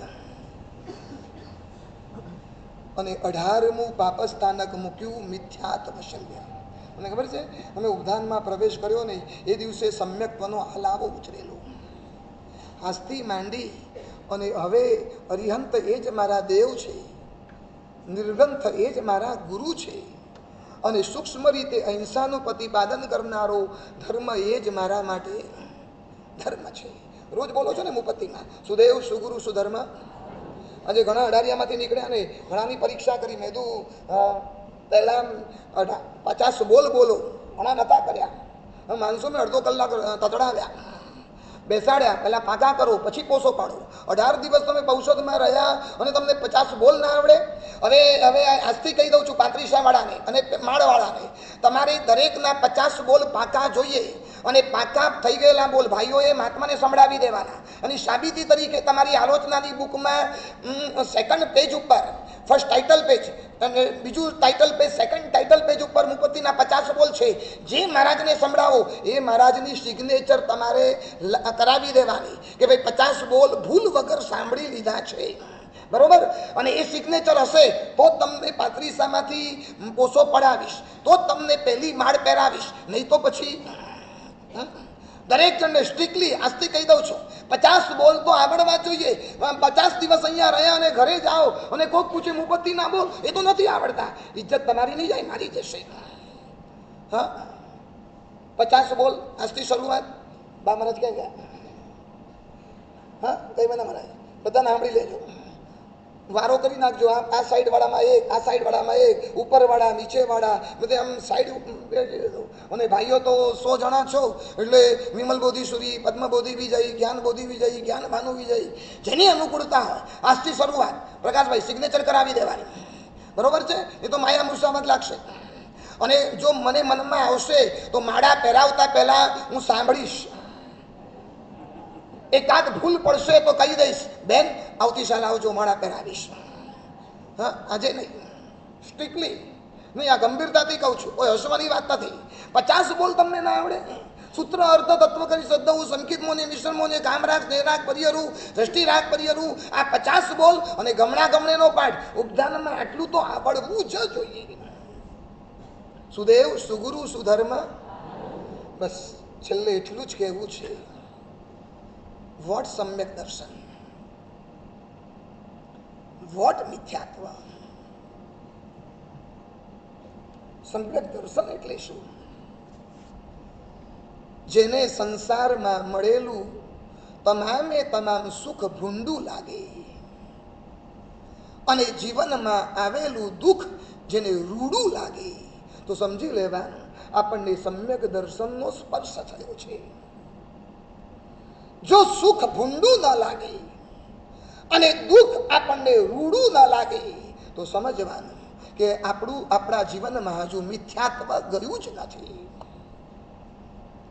સુખ ભૂંડું લાગે, મળેલો પૈસો ભૂંડો લાગે, મળેલી પોચી ડનલોપની ગાડી ભૂંડી લાગે, આ પાંચેન્દ્રિયના વિષય સુખો ભોગવીશ નહીં અને દુર્ગતિ ભેગો થઈ જઈશ, મારો સંસાર વધી જશે, આ સુખ ભૂંડું છે.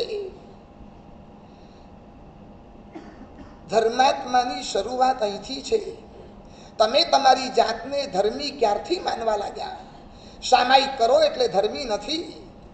તમે ઉભયટંક પ્રતિક્રમણ કરો એટલે ધર્મી નથી. તમે લાંબી ઓળીઓ ખેંચો એટલે ધર્મી નથી.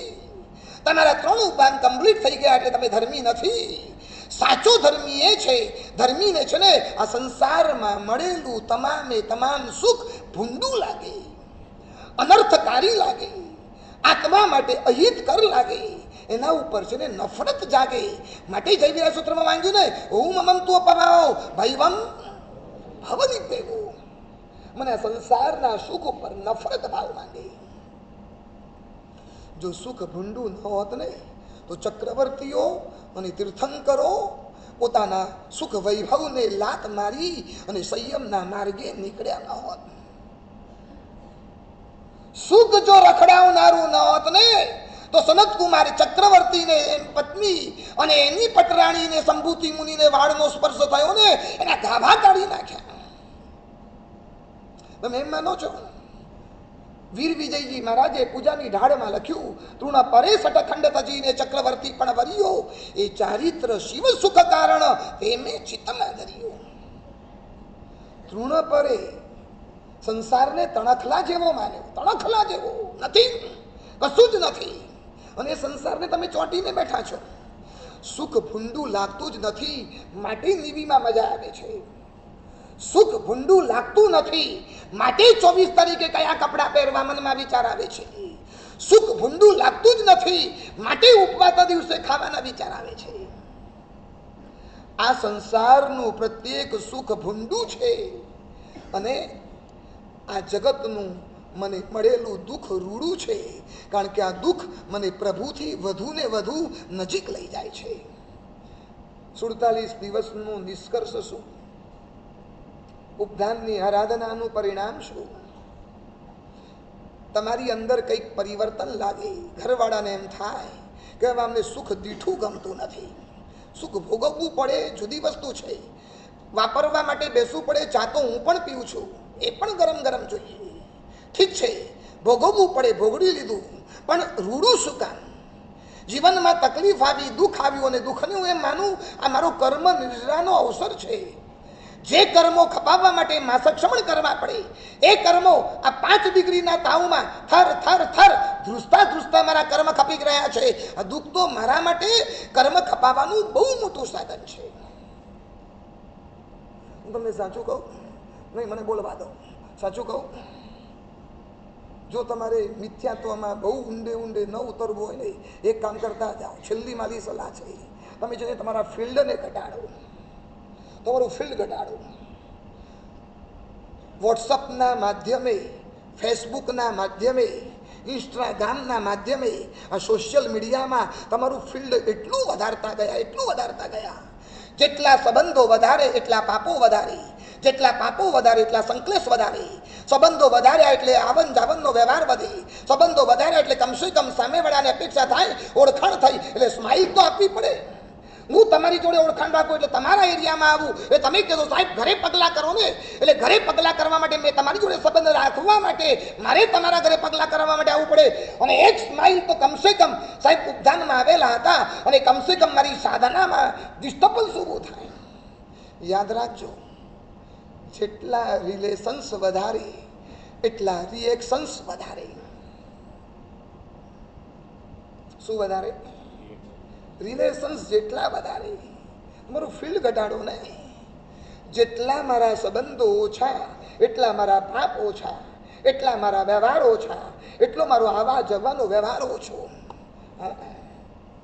ઘરે જશો એટલે બધા મળવા આવશે ને, શું પૂછવા આવશે? સાતા પૂછવા આવશે. ઉપધાન કેમ રહ્યા? બહુ સરસ. કેમ? નીવીમાં મજા આવતી હતી. ક્યારે એમ કીધું પ્રવચનમાં મજા આવી? ક્યારે એમ બોલ્યા કે ગુરુદેવની પ્રેરણાઓમાં બહુ આનંદ આવ્યો? પ્રતિકોણમાં સરસ મજાની સ્તમન સજ્જાયું, આ મન મયુર નાચવા માંડ્યું. તમે છોડે થોડી કેટેગરી પાડો સંબંધોમાં. કેટલાક સંબંધો છે ને આંખના સંબંધો હોય, આંખના, બસ મળ્યા ઓકે પૂરું થઈ ગયું. કેટલાક સંબંધો છે ને હોઠના સંબંધો હોય, બસ વાતચીત થઈ ગઈ, ફાઇન ફાઇન ઓકે પૂરું. કેટલાક સંબંધો છે ને હાર્ટના સંબંધો હોય, હાર્ટના એટલે લાગણીના સંબંધો. અને ચોથો સંબંધ છે ને આત્માનો સંબંધ હોય. આત્માના સંબંધમાં તો 2 જ વ્યક્તિ આવે, એક આવે દેવ અને બીજા આવે ગુરુ. હવે આ 4માંથી તમે કેટેગરી પાડો કેટલા સંબંધો મારે રાખવા જેવા છે. માતા પિતા, પતિ પત્ની, પતિ પત્ની, પુત્ર, બસ આ સિવાયના જેટલા સંબંધો છે ને મારે મારા ફિલ્ડને મારે ઘટાડવું છે. અને આ સંબંધો વધારવામાં તણાતા ગયા, ખેંચાતા ગયા અને મિથ્યાત્વ વધુ ને વધુ ઊંડે ઉતરતું ગયું. મૂકું હા શું એકલા પડી જશું ને બસ? મોક્ષમાં એકલા જ રહેશો ને? મોક્ષમાં એકલા જ રહેવાના ને? કોરોના થશે તો હોસ્પિટલમાં જશો તો એકલા જ રહેવાના ને? બસ આ એકલતા જ ગમતી નથી. કેમ? કારણ કે આત્માની સાથેનો મેળ. સાડપોરસી વાળા બેસો ને થોડી વાર, શું ઉતાવળ છે? બેસો, કાંઈ થોડું મોડું પડાશે. બસ આ જોયું ને, બસ આ મિથ્યાત્વ એટલું સરસ ચાલે પણ આંબેલી યાદ આવે. ટાઈમ થયો, કાંઈ વાંધો નહીં, બેસો શાંતિથી. ચલો લઈશું, આપણે પૂરું કરીએ. છેલ્લી ભૂમિકા